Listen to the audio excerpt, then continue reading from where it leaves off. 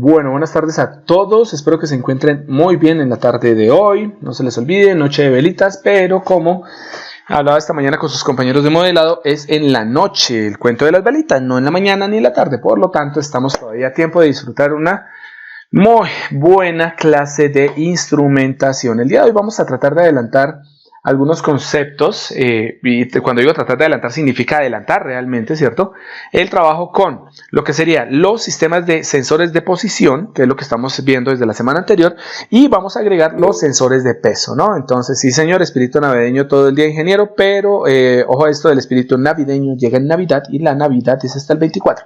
Entonces, madrugámosle a la Navidad. Como todo el mundo que normalmente empieza a armar el arbolito en octubre, pero bueno. Viva el espíritu navideño. Entonces, todo el año es diciembre. Sí, señores, convencidos. Don Andrés está hoy todo festivo. Bien, bueno, ahora sí retomando. La idea básica es poder ver hoy los sensores, culminar con los sensores de posición y hablar un poco sobre los sensores de peso, los sensores de fuerza, que son bastante importantes también a nivel industrial. Para ello, entonces, volvemos a retomar nuestra clase desde este punto. ¿Ok? A ver, vamos por este ladito. Recordemos que los sensores de posición pues permiten conocer la ubicación de determinados elementos en una máquina, ¿no?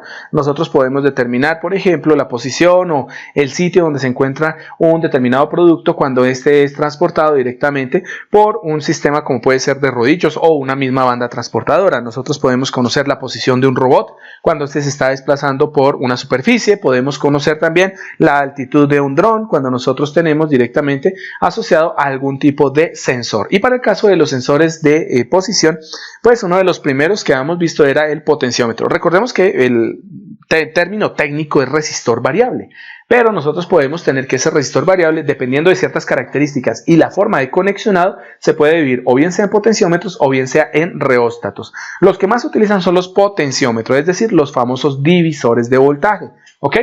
De tal manera que lo importante aquí es lo siguiente: cuando nosotros tenemos un potenciómetro y queremos utilizarlo como un sensor de posición, debemos tener en cuenta que el potenciómetro tiene una limitación en su desplazamiento. ¿Qué significa? Para los potenciómetros convencionales, los normalitos, los de combate que compramos así en la tienda y que son baratos, ¿vale? Bueno, relativamente baratos, estos solamente se pueden desplazar un ángulo determinado. No pueden girar 360 grados, sino menos de 360 grados, dependiendo del sistema, casi siempre son del orden de los 320, 300 grados. De 300 a 320 grados solamente pueden girar. Eso significa que su movimiento pues está limitado. Son buenos sensores de posición, pero solamente se utilizan para aquellos sistemas en donde el desplazamiento pues tiene obviamente una cota o tiene una distancia determinada. No es superior a cierto valor, ¿no? A cierto ángulo o a cierto desplazamiento, ¿vale? Y dentro de eso, pues también recordar que existen otros potenciómetros que con ciertas variaciones nos permiten obtener pues de pronto un poquito más de rango de desplazamiento. Entonces hay algunos que pueden generar no una vuelta, sino pueden hasta 5, 7 o hasta 10 vueltas. Y estos potenciómetros son conocidos como potenciómetros multivuelta, ¿ok? Bueno, la idea básica de esto es, bueno, primero antes de empezar con las ecuaciones, que es lo que más les gusta a ustedes, ¿cierto? En la parte derecha pueden observar algunas gráficas de lo que son los potenciómetros que se usan para detección del desplazamiento. En el caso del primero, el que se ubica en la parte superior, pues vemos que es uno deslizante, es un potenciómetro deslizante, en donde pues nosotros tenemos directamente el recorrido de dicho elemento, que puede oscilar entre unos 2 centímetros hasta máximo por ahí 7, 8 centímetros, en el caso más exagerado, ¿cierto? Pero son elementos de corredera que al mover el cursor que ustedes observan en la parte superior, al deslizarlo, obtienen lo mismo, ¿cierto? Que obtienen en un potenciómetro rotacional, es decir, el cambio de resistencia. Obviamente también tienen sus 3 terminales, los 2 extremos que corresponderían al resistor, y el central o el elemento como tal, cursor, que es el que nos entrega la resistencia variable, ¿ok? En el caso de los otros que se observan en la parte inferior del deslizante, podemos observar uno de color azul que corresponde a un potenciómetro de precisión. Se denomina de precisión realmente no es porque sea muy preciso, que sea muy lineal o que tenga mucha resolución, sino realmente es un potenciómetro que ha sido modificado mecánicamente para que cuando se realice el desplazamiento del cursor central, ¿cierto?, nosotros logremos hacer unos desplazamientos más cortos. ¿Cómo se realiza eso? Utilizando un sistema de tornillos sin fin y piñón. ¿vale? Con la relación del tornillo sin fin, del paso del tornillo sin fin, nosotros podemos lograr que este potenciómetro pues se mueva de una manera bastante fina. Por eso también se utilizan como sistemas de ajuste fino, que también son conocidos como trimmers, ¿ok? Entonces tenemos un trimmer o un potenciómetro de ajuste de precisión, ¿no? El que se encuentra al lado derecho, donde se alcanza a observar la baquela y eso, la baquelita, dicen ustedes la baquela, pues es el convencional, ¿no? El que tiene un desplazamiento normal que más o menos está en unos 300, 310, 320 grados, como les decía ahorita. Y el que se ubica en la parte inferior, pues es uno deslizante también, solo que utiliza un eje externo, de tal manera que lo que se logra es que con esos pestillos o con esas extensiones que ustedes observan metálicas, pues podamos sujetar este elemento a una máquina herramienta, ¿cierto? Que tenga, pues, digamos, la capacidad de poder contenerlo, ¿no? O sea, que podamos adaptarlo de una manera fácil mediante, por ejemplo, abrazaderas, ¿ok? Bueno, ahora sí volvemos al cuento que nos amerita. Vamos a salir un minuto de acá y nos vamos aquí por el tablero. A ver, no lo tenía abierto, entonces debe abrir en pocos instantes. Ahí está, ¿vale? Entonces, permítame 5 segundos, siempre me queda esta bendita cinta acá. Ok, listo. Entonces, ¿qué decíamos? Recuerden muy bien la teoría de la resistividad en un material conductor. Bueno, un material cualquiera, ¿no? Entonces se decía que si nosotros teníamos directamente un hilo conductor, ¿listo? Entonces tenemos por aquí un hilito conductor, ¿vale? Y dicho hilo conductor, aquí me quedó como roto este hilo, ¿vale? Tiene una longitud L, ¿listo? Aquí tenemos que este hilito conductor tiene una longitud L, pongámosle otro color, tiene una longitud L y su sección transversal, es decir, su grosor en este punto, ¿cierto? Tiene unas dimensiones de área que la podemos llamar A, dependiendo del tipo de material del que esté conformado, ¿ok?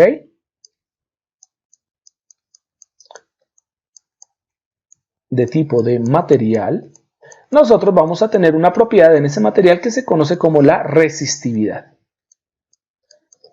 Resistividad. ¿Listo? Que es la propiedad de los materiales a oponerse al flujo de electrones, cualquier tipo de material. Entonces, teniendo este hilo conductor cilíndrico de una longitud L con una sección transversal A y que tiene una constitución directamente definida por su resistividad, que la vamos a definir como Rho, entonces nosotros podíamos encontrar cuál era la resistencia eléctrica, es decir, la oposición que podía generar este pedazo de conductor directamente sobre una carga eléctrica que fluyese a través de él. Y encontrábamos la siguiente ecuación. Decíamos que, para este caso, la resistencia de este hilo conductor terminaría siendo, bueno, les decíamos ahorita, ¿no? Terminaría siendo proporcional, a ver, quítese proporcional, me quedó asqueroso, terminaba siendo proporcional directamente a su longitud. Y decíamos, entre más largo sea el hilo conductor, pues más átomos posee y por lo tanto más resistencia va a presentar. Pero asimismo decíamos que la resistencia era inversamente proporcional al área, ¿no?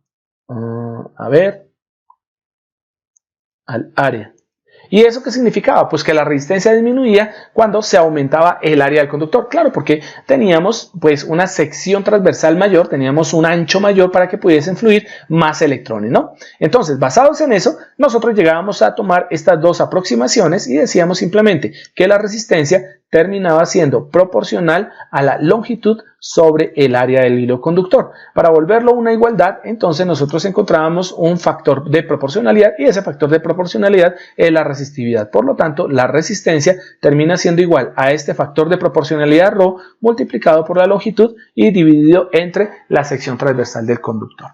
Ahora bien, ¿cuál es el truco entonces de los potenciómetros? Fácil, en lugar de tener un hilo conductor, nosotros tenemos un hilo con ciertas características conductoras resistivas. Ahí tenemos que jugar un poco con el tipo de material que estamos utilizando. Normalmente se utiliza pues carbón, pero pues el carbón es aislante, entonces lo que se hace es con polvo de carbón, ¿cierto? Mezclar en ese polvo de carbón una cierta cantidad de materiales que son conductores, de tal manera que en esa amalgama que se logra, nosotros podemos tener un material que se puede regular, al cual se le puede regular la resistencia. Entonces, ¿qué les parece si nosotros en lugar de tomar este hilo, tomamos esos polvitos, ¿cierto? Y los depositamos directamente sobre una baquela. Entonces, cuando nosotros tomamos directamente nuestra baquelita por este lado, supongamos que es cuadrada, ¿listo? Y nosotros tomamos este punto y simplemente depositamos acá depositamos, bueno, hagámoslo un poco más grueso por acá, utilizamos una línea gruesa. A ver, ahora se me fue. ¿Listo?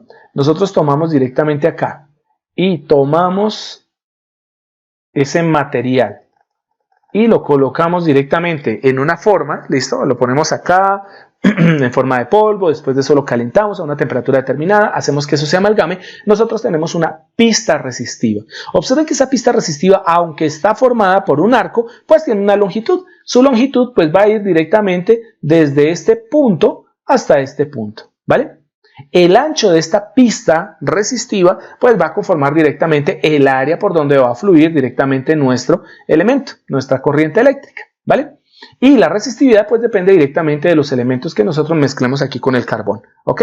Entonces nosotros tenemos estos elementos, pero resulta que el carbón es bastante quebradizo. Por lo tanto, no podemos llegar y en los puntos rojos simplemente presionar o generar con un remache, o colocar con un remache, unos terminales. Lo que se debe hacer es que normalmente se genera un pequeño depósito, acá en este punto, se genera un pequeño depósito de material conductor, de una tinta conductora. De tal manera que en el caso de la tinta conductora, como es metálica, entonces va a tener la ventaja de que esta sí se puede remachar. Y entonces se viene acá y se coloca un par de remaches, ¿listo? Un remache, dos remaches, y sobre esos remaches nosotros vamos a tener directamente nuestros terminales, ¿ok? Y aquí tendríamos el terminal 1 y tendríamos el terminal 2. ¿Cuál sería la resistencia en este trayecto entre el terminal 1 y el terminal 2? Pues fácil, nuestra resistencia es esta. La resistencia de este hilito conductor o de ese elemento conductor o resistivo conductor que tenemos sobre la baquelita, pues va a ser R igual a ρ por L sobre A, ¿vale?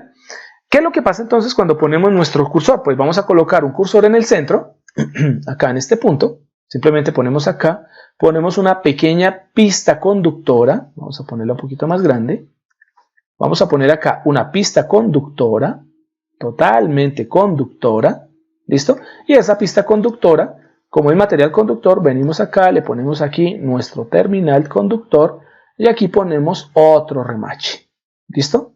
Y con ese remache obtenemos nuestra tercera patita. ¿Qué es lo que debemos hacer? Conectamos directamente sobre el eje del cursor una pequeña laminilla metálica, de tal manera que la laminilla metálica simplemente haga un pequeño puente entre el material conductor y el material resistivo. Y entonces esta laminilla va a poder desplazarse o bien sea en un sentido o bien sea en sentido contrario, ¿ok? Entonces, ¿qué es lo que va a cambiar realmente? La resistencia. La resistencia va a cambiar específicamente entre el centro del material o el centro del cursor, es decir, entre este punto y entre estos dos puntos vamos a tener un delta de R. Aquí tendremos también un delta de R, ¿no? Entonces, ¿qué tenemos? Que si este potenciómetro como tal, listo, lo vamos a utilizar para medir una distancia o para medir una posición angular, entonces vamos a tener que el delta de R va a tener que ser igual a un delta de cualquiera de estos elementos, ρ, L o A, ¿listo? De tal forma que lo que vemos es que cuando nosotros desplazamos el cursor, la pista de carbón no se vuelve más gruesa. Por lo tanto, el área no se afecta. Y la resistividad del material tampoco cambia. ¿Y por qué no cambia? Porque el material sigue siendo el mismo conglomerado de carbono con materiales conductores. Por lo tanto, ρ y A salen como constantes de este sistema. Eso nos lleva a que el delta de R, es decir, el cambio de resistencia entre el cursor y los extremos, termina siendo igual a ρ sobre A multiplicado por el delta de L, porque lo que sí cambia realmente es la longitud que hay entre el terminal cursor central, y uno de sus extremos, ¿ok? Observen que en este pedacito nosotros tenemos, ¿cierto?, que la trayectoria entre este punto y este punto es una trayectoria corta, mientras que la trayectoria entre este punto y este punto pues ya es una trayectoria más larga, hay más longitud, hay más cantidad de material. Entonces observen que el potenciómetro lo que hace es medir directamente este elemento, es medir el delta de longitud que se vuelve proporcional a nuestro delta de resistencia. Cambio en la resistencia, cambio en la longitud, ¿listo? Y como esa longitud se puede expresar directamente como un ángulo, ¿listo? Entonces nosotros vamos a tener que el delta de R pues se conforma como, o se vuelve, o bien sea delta de R termina siendo proporcional a un delta de desplazamiento longitudinal, o el delta de R termina siendo proporcional a un delta de desplazamiento angular. Entonces, ángulo que ustedes desplacen, ¿cierto? Resistencia que cambia inmediatamente. Entonces, ustedes tienen que escoger uno de los dos extremos para tomarlo como punto común y el cursor pues va a ser nuestro sistema de detección. Bueno, pero entonces la resistencia no tiene absolutamente nada que ver acá si no tenemos un circuito medidor, o sea, no podemos hacer esa medición. Entonces, en el caso del potenciómetro, lo que nos muestra la gráfica anterior, listo, la de la diapositiva, es lo siguiente. Si yo tengo aquí un resistor y lo quiero utilizar como, vamos a exagerar un poco el largo de este resistor, lo quiero utilizar directamente como un sensor, lo que debo hacer es lo siguiente. Tomo mi cursor, listo, y con respecto a uno de los extremos, yo tomo uno de los extremos como común. Entonces, ese extremo va a ser mi salida, ¿bien? Y ese extremo que está acá, lo voy a unir directamente al negativo de una fuente. Aquí iría al terminal negativo, el terminal positivo iría conectado directamente a el extremo contrario de nuestro potenciómetro. De tal manera que al tener este positivo, negativo, ¿listo? Nosotros vamos a tener una réplica sobre el cursor de un voltaje positivo acá. Aquí tendremos nuestra referencia de tierra, ¿no? Bueno, pintemos la tierra de una vez, porque esto sí no se puede olvidar que el punto común pues termina siendo la tierra de nuestro circuito. ¿Ok? Entonces, basados en eso, uno dice, bueno, y ok, ¿cómo se calcula directamente el voltaje de salida en un potenciómetro? Pues utilizamos el criterio del divisor de tensión. Aquí está conectado en forma de un divisor de tensión. ¿Listo? Y entonces vamos a tener lo siguiente. Si asumimos que el voltaje de entrada es un voltaje, por ejemplo, V sub S, voltaje de entrada, voltaje source, ¿listo?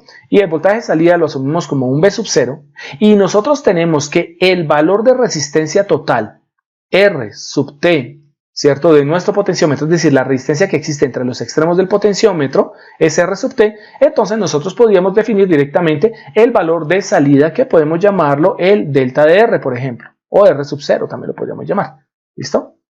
Delta R, dejémoslo así. ¿Cuál es el valor del voltaje de salida? Entonces vamos a ver lo siguiente.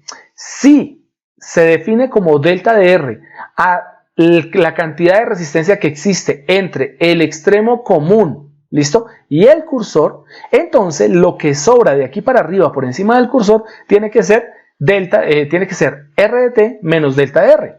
Es obvio, ¿cierto? Porque ahí tenemos una resistencia en serie. Entonces, bien, basados en eso, recordemos muy bien, el voltaje de salida de un divisor termina siendo igual al voltaje de entrada aplicado en el divisor, ¿cierto? Multiplicado por ¿quién? Por la resistencia sobre la cual cae el voltaje de salida V sub 0. Y pues la resistencia pues la denominamos delta de R. Por lo tanto, tendremos aquí a delta de R, ¿cierto? Y todo esto sobre la suma de delta de R, ¿cierto? Más el pedacito que tenemos por encima del cursor. Pues técnicamente, ¿quién es? R de T. Entonces tendríamos aquí sobre R de T. ¿Listo? Por lo tanto, podríamos conocer el valor del voltaje de salida en función a el cambio de resistencia. Y recordemos que el cambio de resistencia, ¿qué es? Pues el cambio de resistencia o puede ser un cambio en la posición, bueno, en un valor como tal de traslación o en una posición angular. Entonces, tener este delta de R que tenemos aquí arriba, que tiene relación directamente o con un ángulo o con un desplazamiento, lo llevamos a un divisor de tensión a que se exprese como un voltaje. ¿Y qué tengo que hacer? Simplemente leer el voltaje. Hay una práctica que es normal, que es convencional, que es muy simple, y es utilizar, ¿cierto?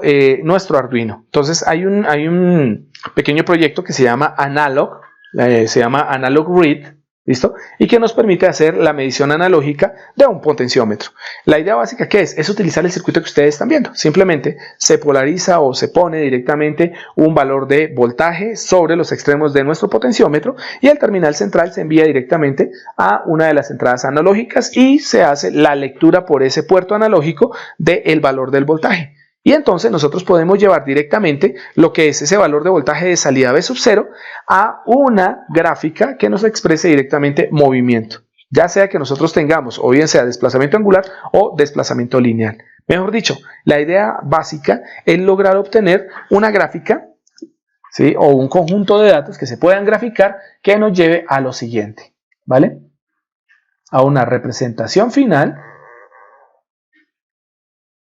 en donde nuestro valor de entrada sería el ángulo para el caso de los potenciómetros rotacionales.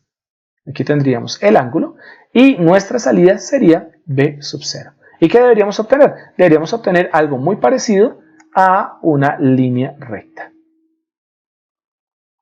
¿Listo? Y aquí tendríamos la relación de B sub 0 con respecto a teta. ¿De qué manera? Pues tendríamos que definir aquí que B sub 0 termina siendo igual aquí a esta pendiente, que la podemos llamar K, terminará siendo igual a K por teta. ¿Listo? Cada vez que nosotros cambiemos el voltaje es porque hemos movido el cursor. Cada vez que el Arduino detecte, o el microcontrolador, porque no tiene por qué ser un Arduino, ¿eh? Pero nosotros vamos a hacer la propuesta o vamos a hacer la experiencia con Arduino. Cada vez que el Arduino detecte que hay un cambio en el voltaje V sub 0, nosotros podríamos conocer el ángulo si tenemos la gráfica como tal que nos representa V sub 0 versus teta. De tal manera que, ¿cómo la conocemos? Fácil. Tomamos el valor de B sub 0, lo dividimos por el valor de K, ¿cierto? Que es un K calculado, que es nuestra pendiente, y obtendríamos el valor de teta. Entonces, B sub 0 sobre K nos daría teta. Y eso lo podríamos mostrar directamente en una pantalla diciendo, hey muchachos, imagínense que el ángulo ha cambiado 360 grados, 220 grados, 110 grados, 50 grados. ¿Todo por qué? Por la lectura directa de nuestro voltaje. Y entonces observen que es un sistema. Bueno, esa línea que yo pinté lineal, ¿cierto? Iba a decir que es un sistema lineal. Pues realmente no es tan lineal, realmente tiene sus pequeñas fallitas. Sobre todo porque en el potenciómetro, sobre todo cuando el potenciómetro no es de muy buena calidad, ¿vale? Vamos a tener fricción entre los contactos del cursor, los contactos metálicos del cursor y la pista de carbón. Entonces vamos a tener un pequeño ruido. Eso genera que nuestra línea recta con pendiente K, esta línea de color amarillo, ¿cierto? No sea tan recta, sino que realmente tenga unas pequeñas desviaciones. No va a ser una línea perfecta, ¿ok? Pero nosotros obviamente podemos hacer algo de interpolación y con interpolación podemos llevar esa respuesta ruidosa del potenciómetro a una respuesta lineal. Y eso se hace directamente por algoritmos. Simplemente aplicamos un algoritmo de linealización. ¿Ok? Bien, esto es bastante sencillo y por lo tanto uno de los primeros sensores que vamos a utilizar es el sensor de posición tipo potenciómetro. ¿Ok? Hay una experiencia bien chévere. Estoy ajustando los videos para poderlos entregar este fin de semana y que ustedes puedan observar pues cómo es que se realiza y más adelante lo puedan copiar el próximo año cuando ojalá regresemos a la presencialidad. ¿Ok? Listo. Bueno, continuamos entonces. Bueno, ahí están las ecuaciones. R igual a ρ sobre A, eso lo habíamos dicho, ¿no? Ρ y A no cambian, por lo tanto termina siendo una constante, multiplicado por X, en donde X, ¿qué corresponde? Si lo vemos en la parte de arriba, X es el desplazamiento, ¿cierto? Del cursor con respecto al terminal de referencia, que sería pues el negativo de la batería, ¿ok? Entonces, si tenemos esa X puede ser representada como L por alfa, en donde alfa, ¿qué es? Alfa es un porcentaje de movimiento o un porcentaje de desplazamiento con respecto al 100%. ¿Qué significa? Que nosotros podemos hacer una expresión en función al desplazamiento del cursor, ¿cierto? En unidades métricas, como podemos hacer en relación a un porcentaje. Se supone que si el desplazamiento total es el 100%, entonces nosotros podríamos hablar de 20%, 30%, 50% del desplazamiento del cursor. ¿Cuándo tiene el 50%? ¿Cuándo alfa es el 50%? ¿O 0.5? Pues cuando el cursor se ubica en la mitad del recorrido, entre los dos extremos del potenciómetro. Entonces, la ecuación que aparece como ρ por L sobre A, ρ es constante, L es constante, la longitud del conductor, ¿cierto? Del elemento resistivo. A es constante y alfa sí es variable. Ese es el famoso delta en porcentaje. Un potenciómetro no se puede conectar así de buenas a primeras a la fuente como hicimos ahorita, sin antes poder verificar cuál es la cantidad máxima de potencia que puede disipar. ¿Cuál es el problema de no poder conectar un resistor o un potenciómetro más bien, ¿cierto?, a una fuente de energía? Que cuando nosotros conectamos el potenciómetro a la fuente de energía, la corriente empieza a fluir a través de esa resistencia. Y el problema grave está en el hecho de que si el valor del potenciómetro es, hablando desde el punto de vista resistivo, tiene una resistencia muy baja, pues vamos a tener el pequeño problema que puede llegar a fluir muchísima corriente. Y si fluye mucha corriente a través del potenciómetro, pues tendríamos el fenómeno de liberación de energía. Teníamos el fenómeno de Joule. Y entonces vamos a tener que nuestro potenciómetro tendría que disipar aproximadamente una potencia igual a I cuadrado por R. Donde R tiene que ver pues simplemente con el valor de resistencia que nosotros estamos poniendo en este momento, R sub T. ¿Listo? y obviamente la corriente pues la que fluye, I cuadrado por R. Entonces, si la potencia llega a ser demasiado alta, la potencia del calor como tal, el trabajo que genera nuestro potenciómetro es demasiado alto, lo que terminamos es dañando el potenciómetro y el potenciómetro se friega. Entonces, hay una ecuación que es la que ustedes están viendo en este momento que nos define directamente cuál debe ser el máximo valor de fuente de referencia, fuente de entrada que podemos conectar a un potenciómetro. ¿Y a qué es igual? El voltaje de referencia tiene que ser menor que la raíz cuadrada de la potencia máxima a disipar, que es a la selección A1, ¿cierto? Multiplicada por la resistencia total, es decir, la resistencia del potenciómetro, que esa viene marcada en la parte exterior del potenciómetro, ¿ok? Entonces uno dice, ¿y de dónde sale esa fórmula? Pues fácil, esa fórmula viene directamente de lo siguiente, del hecho, aquí lo vamos a comprobar para que después no digan, es que ese ingeniero se inventa las ecuaciones, ¿listo? Esto viene, a ver qué pasa con el cursor que no aparece, viene directamente de la siguiente condición. Recordemos que la potencia es igual al voltaje por la corriente, pero también la potencia se puede definir como la corriente al cuadrado multiplicado por la resistencia, cuando fluye a través de una resistencia, y la potencia disipada por un resistor también puede verse como el voltaje al cuadrado dividido entre la resistencia. Pues simplemente tomamos esta ecuación que está acá, la última, y simplemente despejamos su B. Entonces, potencia por resistencia, ¿cierto?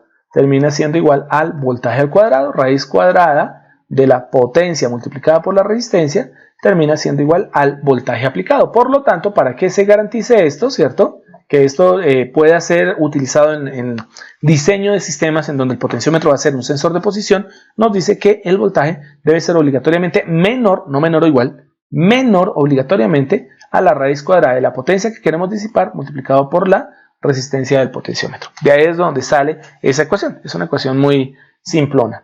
¿Listo? Bien. Y ahí es donde aparece, bueno, en la parte inferior nos está diciendo, ojo, porque pues existen potenciómetros que tienen desplazamiento lineal o desplazamiento traslacional, que es el caso del de arriba, que está en la parte superior derecha, y otros que son de desplazamiento rotacional, y que si nosotros queremos tener un potenciómetro de mayores prestaciones como sensor de posición, pues no utilizamos un potenciómetro convencional, sino realmente utilizamos un potenciómetro de tipo multivuelta. Y recordemos que el multivuelta puede tener pues varios desplazamientos, ¿no? varios movimientos angulares en función a esta forma de distribución, tornillo sin fin con respecto a ¿a qué? A un piñón interno, que sobre el piñón es sobre el que se pone el cursor metálico. ¿Listo? Bueno, aparecen los sensores capacitivos y pues recordamos que los capacitores pues simplemente ¿qué son? Son acumuladores de energía, ¿ok? Ellos almacenan energía en forma de campo eléctrico por la condensación, por el almacenaje, ¿cierto? De nuestras cargas, una carga positiva, una carga negativa. ¿Cómo se utiliza entonces un sensor capacitivo? O más bien, ¿cómo es que nosotros logramos que un capacitor se vuelva sensor? Directamente modificando las características estructurales del capacitor. ¿Cómo están definidas las características estructurales de un capacitor? Pues lo recordamos por la siguiente ecuación. Entonces tenemos una ecuacioncita por acá que nos decía lo siguiente. Nos decía lo siguiente. ¿Listo? La capacitancia, ¿cierto? Es directamente proporcional al área. Claro.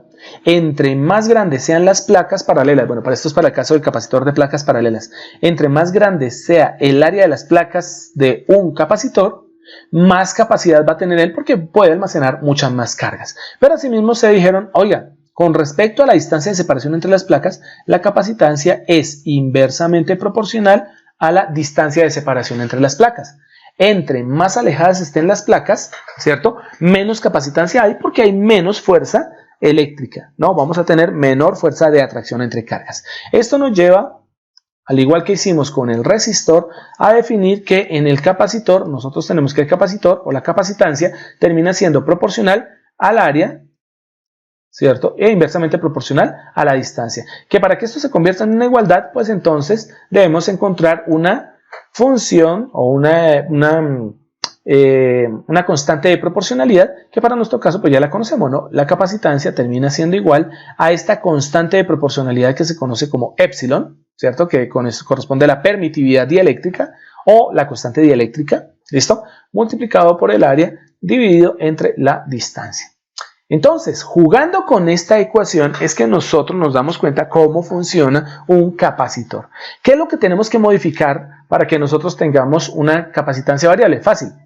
La capacitancia varía si varía alguna de las características. Y si el fenómeno que obligó a que variara la capacitancia es un fenómeno mecánico externo, entonces el capacitor se vuelve un sensor de desplazamiento. Entonces lo que tenemos que lograr es lo siguiente. Debemos lograr que se genere un delta de capacidad y eso termina siendo igual a un delta, ¿cierto?, de epsilon multiplicado por el área dividido entre la distancia de separación. Aquí entonces aparecen varios conceptos. Nosotros podíamos modificar la permitividad dieléctrica. ¿Eso qué significaría? Que manteniendo constante el área y la distancia de separación entre las placas, si nosotros logramos que lo que cambie es el elemento que se ubica directamente entre las dos placas, vamos a dibujar por aquí nuestro capacitor rápidamente. Nosotros tendríamos la placa número 1, aquí tendríamos nuestro conector, aquí tendríamos la placa número 2, ¿listo? Y aquí tendríamos el material dieléctrico en el centro.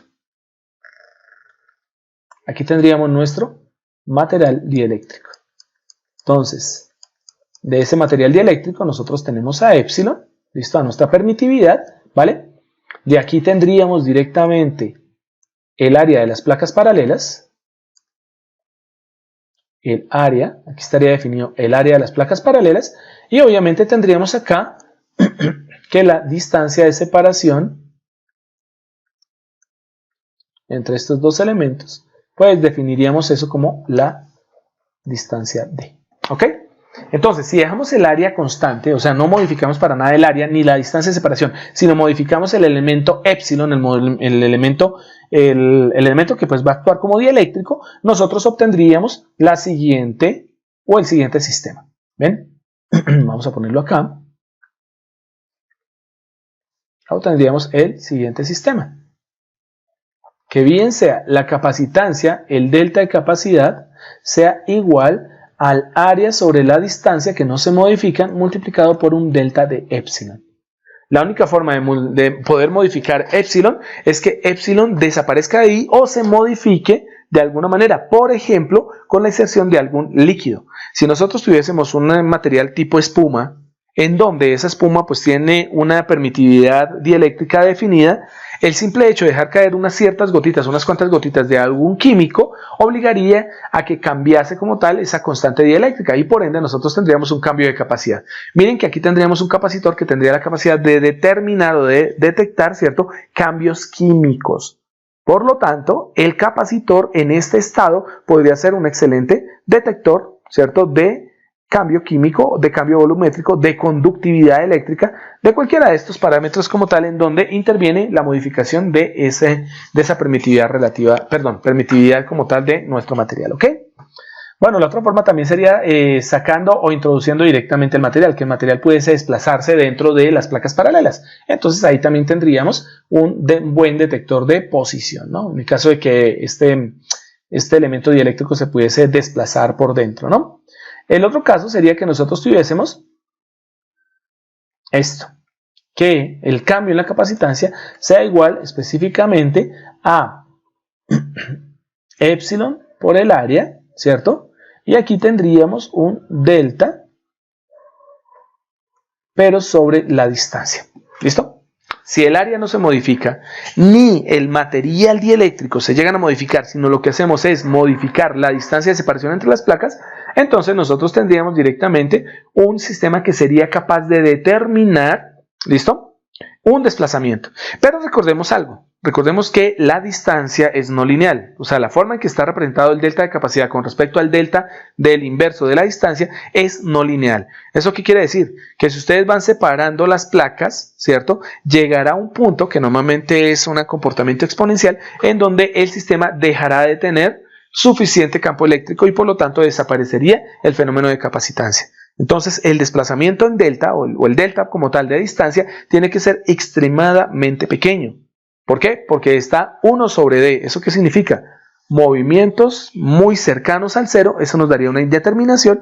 Movimientos un poco alejados, pues el inverso de 1 sobre D nos daría valores de pronto muy altos. Por lo tanto, no es conveniente tener un detector en donde se cambie la distancia de separación de las placas, a menos que la posición que se quiera medir sea una posición muy pequeña. Cuando estamos hablando de pequeña, estamos hablando de ¿qué? Del orden de los micrómetros, probablemente de las centésimas de milímetro, pero no más. No se puede utilizar para determinar, por ejemplo, un cambio de distancia de 1 centímetro. Ya con 1 centímetro ese sistema dejó de medir y el capacitor desaparece. Y entonces aparece uno bien interesante, que es la tercera parte, la tercera combinación posible, que es que el delta de capacidad pueda ser igual y que en este caso sea epsilon constante, es decir, no cambiamos el dieléctrico, la distancia siga manteniéndose, la distancia de separación entre las placas, pero lo que cambie es el área. ¿Listo? Y ahí es donde uno dice, uy, jue madre, ¿cómo así que es más práctico? Fácil, porque como nosotros decimos que cambiamos el área, pues sería agrandar o achicar la placa, o una de las dos placas, o ambas placas. Pero ¿cómo yo achico o agrando una placa? Eso no tiene sentido. A menos que recordemos que el fenómeno de capacidad sea cuando ustedes enfrentan dos placas paralelas. Cuando las enfrentan, uno asume que las dos láminas tienen las mismas dimensiones, es decir, en la misma área, y que cuando se enfrentan, pues se enfrentan cara a cara, una frente a la otra. Pero nadie se ha preguntado, ¿y qué ocurriría si una de las láminas se desplazara? Si una de las láminas se desplaza, entonces la capacitancia debería cambiar. Claro, porque si nosotros hacemos por acá nuestro nuevo capacitor, vamos a ponerlo en este caso, si nosotros tenemos acá este capacitor, aquí están las dos placas paralelas, ¿listo? Yo tendría un punto de enfrentamiento en donde el campo eléctrico sería el máximo cuando nosotros tengamos la placa enfrentada una a la otra. Pero si nosotros tomamos este mismo capacitor, ¿listo? Y desplazamos un poco una de las placas con respecto a la otra, tendríamos algo parecido a esto. Aquí tenemos la placa inferior y la otra placa la ponemos por acá, por ejemplo. Esta sería la placa superior. Entonces observen que lo que hice fue simplemente desplazar hacia la derecha. Entonces cogí la placa, no he movido el área, no he movido la distancia de separación, no he movido el material dieléctrico. ¿Qué es lo que ocurre acá? Observen entonces que en este caso lo que voy a tener es que el área de enfrentamiento de las placas pues tendrá menos líneas de campo, porque solamente las líneas de campo se generarán en donde se enfrenten las placas. Por fuera, donde no está el enfrentamiento de placas, pues no habrá campo eléctrico. Entonces miren que la cantidad de campo eléctrico disminuye, disminuyendo el área de enfrentamiento de placa. Y ese es el trucazo para poder hacer sensores de desplazamiento. Bueno, no es el único, pero es el más utilizado, este término. ¿Listo? Que la capacitancia cambie en función a que cambien los parámetros como tal de enfrentamiento de placas. ¿Vale? Bien. Y entonces eso es lo que aparece acá. ¿Listo? En el caso A, lo que nosotros tenemos son dos cilindros. Eso es como si tuviésemos dos cilindros cortados por la mitad y lo estamos viendo por una de sus caras. Entonces, ¿qué tenemos? Dos cilindros. ¿Cómo actuarían dos cilindros como un capacitor? Fácil. Si los dos cilindros son metálicos, cuando uno de los cilindros se inserte dentro del otro, pues entonces el movimiento del cilindro interior con respecto al cilindro exterior generará un movimiento del área de enfrentamiento. Entonces es muy diferente para el caso A, para la gráfica A, que nosotros tengamos todo el cilindro interno metido dentro del cilindro externo, porque ahí tendremos el área de enfrentamiento de las placas igual. Una de las cosas que es llamativa acá es, ¿pero quién es el área de enfrentamiento? Fácil, los bordes interno, para el caso del cilindro grande, y externo, forman las dos caras que actúan directamente como nuestras placas paralelas. ¿Listo? Ese punto, o ese sitio, o esa zona en donde están separados el cilindro interior del cilindro exterior, formarían nuestro dieléctrico. ¿Listo? Nuestra zona de dieléctrica. ¿Vale? Y entonces la idea básica es, si un movimiento externo hace que se mueva directamente el cilindro interno sobre el externo, el movimiento de ese cilindro entrando saliendo del cilindro pequeño, entrando saliendo del cilindro grande, pues va a ser proporcional al desplazamiento que lo obligó y por lo tanto va a ser proporcional a la capacitancia de esos dos cilindros. Eso sería el caso A. El caso B, pues ese sí es bastante obvio. Tengo una placa fija, supongamos que es la parte de abajo, y tengo la otra placa que es móvil. Entonces simplemente con el hecho de deslizar una placa sobre la otra, yo voy a tener cambio de enfrentamiento en las áreas de las placas y por lo tanto voy a tener un cambio en lo que sería la capacitancia. Bueno, en el caso de la figura B está exagerado completamente, ¿cierto? Lo que es la distancia de separación entre las placas. Esa distancia es enorme. Normalmente las placas están casi que pegadas. Esto es una distancia muy corta. la que separa la placa móvil de la placa fija, ¿ok? En el caso C, lo que están utilizando es un truco. No utilizan completamente dos placas paralelas, circulares, sino lo que hacen es extraer o quitar un pedacito de un círculo, de una lámina circular. Entonces, vamos a extraer esos dos elementos, de tal forma que lo que hacemos es, tomamos uno de esos pequeños arcos, una de esas pequeñas aleticas, la dejamos fija, y la otra aleta la desplazamos encima. ¿Qué es lo que ocurre? Pues cuando se enfrenten las dos aletas del mismo tamaño, vamos a tener la máxima capacidad de almacenamiento. Cuando la placa móvil se desplace sobre su eje, sobre un eje rotacional, sobre la placa fija, pues la cantidad de área enfrentada va a ser proporcional a la capacitancia y por lo tanto proporcional a nuestra variable de, en este caso pues sería de desplazamiento angular, ¿no? En el caso de, es bien interesante porque lo que yo tengo no es una placa, sino tengo una serie de capas. Unas capas en donde no tengo una sola placa, sino tengo múltiples capas. ¿Esto qué permite? Como tengo bastantes placas, tanto de la parte móvil como de la parte inmóvil, de la parte fija, la parte fija sería la parte izquierda, la parte móvil sería la parte derecha, entonces el simple hecho de que se muevan las placas móviles dentro de las placas fijas hace que tengamos como una especie de capacitores en paralelo. Y eso significa que si tenemos capacitores en paralelo, lo que estamos aumentando es la carga, porque estamos aumentando la cantidad de área enfrentada. Entonces es otra forma de hacerlo por multicapa, ¿listo? O por capas. En el caso E, lo que tenemos es que dos elementos metálicos en donde aparecen una serie de dientes planos. Y la idea básica, ¿qué es? Es enfrentar los dientes planos. Cuando los dientes planos están enfrentados uno frente al otro, vamos a suponer que la parte superior es fija y la parte inferior es móvil.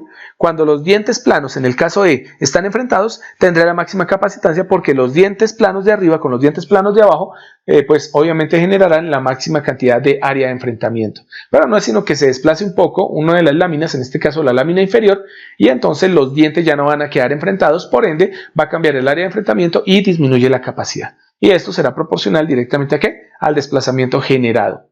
Bien, en el caso F, igualmente lo que tenemos es un capacitor, pero si ustedes se dan cuenta, las áreas de enfrentamiento no cambian, sino lo que está proponiendo es que lo que se hace es alejar una de las placas con respecto a la otra, que ahí es donde está el problema. Ay, ingeniero, pues usted acabó de decir que eso no se puede hacer. Si ustedes hacen o obligan a que se mueva toda la placa, que se separe una placa de la otra, pues obviamente vamos a perder directamente la capacidad. Entonces, ¿en dónde está el trucazo? El trucazo para el caso F, de que nosotros podamos utilizar el desplazamiento, más bien la diferencia como tal de separación de placa, es que nosotros no realmente modifiquemos toda la placa, sino que nosotros anclemos la placa móvil y permitamos que esa placa sea más bien flexible. ¿Eso qué genera o qué permite? Si la placa es flexible, nosotros podemos tener que una fuerza aplicada o un desplazamiento aplicado genere una comba directamente, ¿cierto? Doble completamente a la placa que es más delgada. Y lo que va a cambiar directamente es la distancia de separación. Para que se entienda mucho mejor, volvemos aquí a nuestro tablerito, ¿vale? Y lo que estoy diciendo específicamente es lo siguiente. Si nosotros tenemos acá, tuviésemos acá la placa, esta sería la placa fija, y nosotros tuviésemos aquí otra plaquita, aquí vamos a hacerla muy cercana, pero esta plaquita es flexible. Si nosotros amarramos el centro de esta plaquita, por ejemplo, a un elemento que desplace la placa hacia arriba o hacia abajo, pero nosotros anclamos la parte izquierda y anclamos la parte derecha para que ninguna de las placas se mueva en sus extremos, entonces el movimiento hacia arriba o hacia abajo genera directamente que lo que cambie realmente es cambia la distancia. Pero ¿cómo cambia la distancia? Pues por ejemplo, si nosotros jalamos hacia abajo, pues nosotros tendríamos nuestra placa de esta manera ahora. Aquí tendríamos todo el anclaje de la izquierda, todo el anclaje de la derecha. Aquí tendríamos nuestra plaquita, pero como tiramos hacia abajo, voy a exagerar un poco esto, entonces tendríamos algo parecido a esto. Una cosa así más o menos, ¿no? Entonces, como obligué a que la placa bajara en este punto de anclaje, observen que, si bien es cierto en los extremos la distancia no ha cambiado, en estos puntos la distancia sigue siendo la misma, observen la distancia de separación que ahora hay entre esta placa y esta placa. Aumentó la distancia de separación y por lo tanto, al menos en el centro, vamos a tener una disminución de la capacitancia. Y funciona bastante bien. Estos mecanismos son bastante utilizados para determinar desplazamiento, pero realmente son mucho más utilizados, por ejemplo, para determinar fuerza o presión. porque es más fácil desplazar esa lámina, por ejemplo, con un fluido, con agua o con aire. Simplemente con el hecho de soplar, ya obligatoriamente nosotros podríamos obligar a que la laminilla ultra delgada se desplazara y cambiara los parámetros. Estos son muy buenos para hacer sensores de presión, pero pues también sirven como sensores de posición, ¿ok? Bueno, en el caso G, lo que tenemos directamente, ¿qué es? Tenemos las dos placas están conformadas por esos puntos de unión, es decir, la placa más externa estaría conformada por una especie de recipiente metálico y la placa interna sería la placa que ustedes ven en la mitad. Esas placas son inamovibles. Entonces, ¿qué es lo que se está moviendo en G? Fácil, en G lo que nosotros tenemos es eso que parece una especie como de elemento. Vamos a ver si lo apuntamos aquí con el cursor. Esto que parece aquí como una especie de contenedorcito pequeño, este medianito que está acá, es un material dieléctrico. Y entonces la idea básica, ¿cuál es? El capacitor va a tener diferencia de capacitancia, ¿cierto? En función de que ustedes desplacen, es decir, introduzcan o extraigan este material dieléctrico. Entonces miren que G es una manera bastante interesante de poder hacer un detector de posición, ¿cierto? Basado directamente en el cambio de el épsilon. No en el cambio del área, no en el cambio de la distancia de separación, sino en el cambio del épsilon generado por un material que tiene la disponibilidad de moverse. Y en el caso H, pues bueno, este es un elemento de medición de normalmente de grosor, más que de desplazamiento, pero la idea básica es que tenemos dos láminas más bien separadas, algo así separadas, y tenemos un material de un grosor específico. El movimiento de ese material que termina siendo pues el dieléctrico, ¿listo? Va a ser proporcional a el cambio de capacitancia sobre H, ¿no? Sobre esa forma H que ustedes observan, ¿ok? En la parte de abajo, donde dice Target, Oscillator, Demodulator, Trigger y, bueno, Ends, Switching Amplifier, corresponde directamente a lo que tendríamos dentro de un sensor capacitivo de presencia, ¿listo?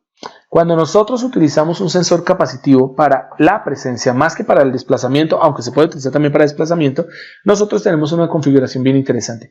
Ese sensor capacitivo que ustedes tienen ahí es el que está en la parte de arriba, el que tiene ese tapón de color azul, ¿ok? ¿Cómo hacemos para que un sistema detecte o no presencia? A partir del hecho de que el elemento que nosotros queremos detectar, es decir, el target, ¿listo?, se encuentre lo más próximo posible a la superficie azul del sensor. ¿Qué es lo que estamos formando ahí?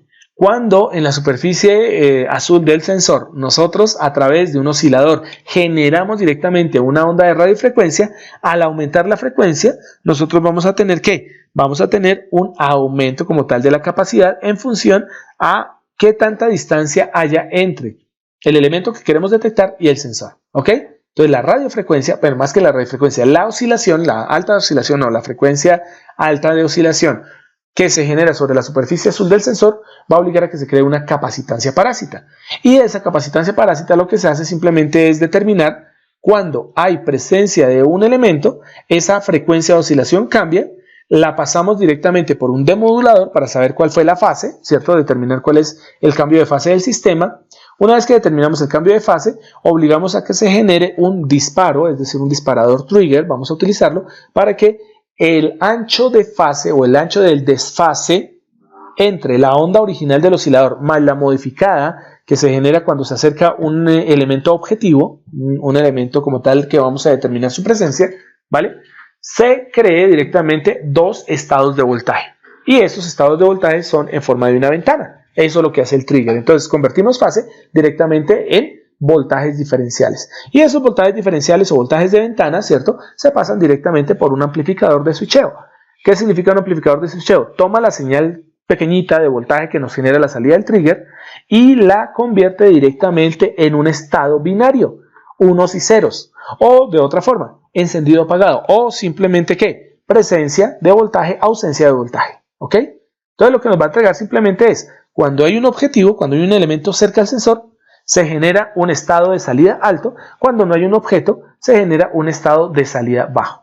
Esto lo quise poner acá porque aunque no es un medidor de longitud, es para que ustedes observen que con ciertas modificaciones nosotros podemos lograr que un sensor como el capacitivo que se utilizaba antes o pensábamos que se utilizaba solamente para la medición de distancias, también puede ser un excelente sistema para determinar otras variables, por ejemplo, la presencia o no de objetos. Bastante interesante, ¿bien? Entonces, bien, bueno, y la gráfica que ustedes observan en la parte inferior es la forma en que funcionan nuestros famosos pantallas touchscreen capacitivas.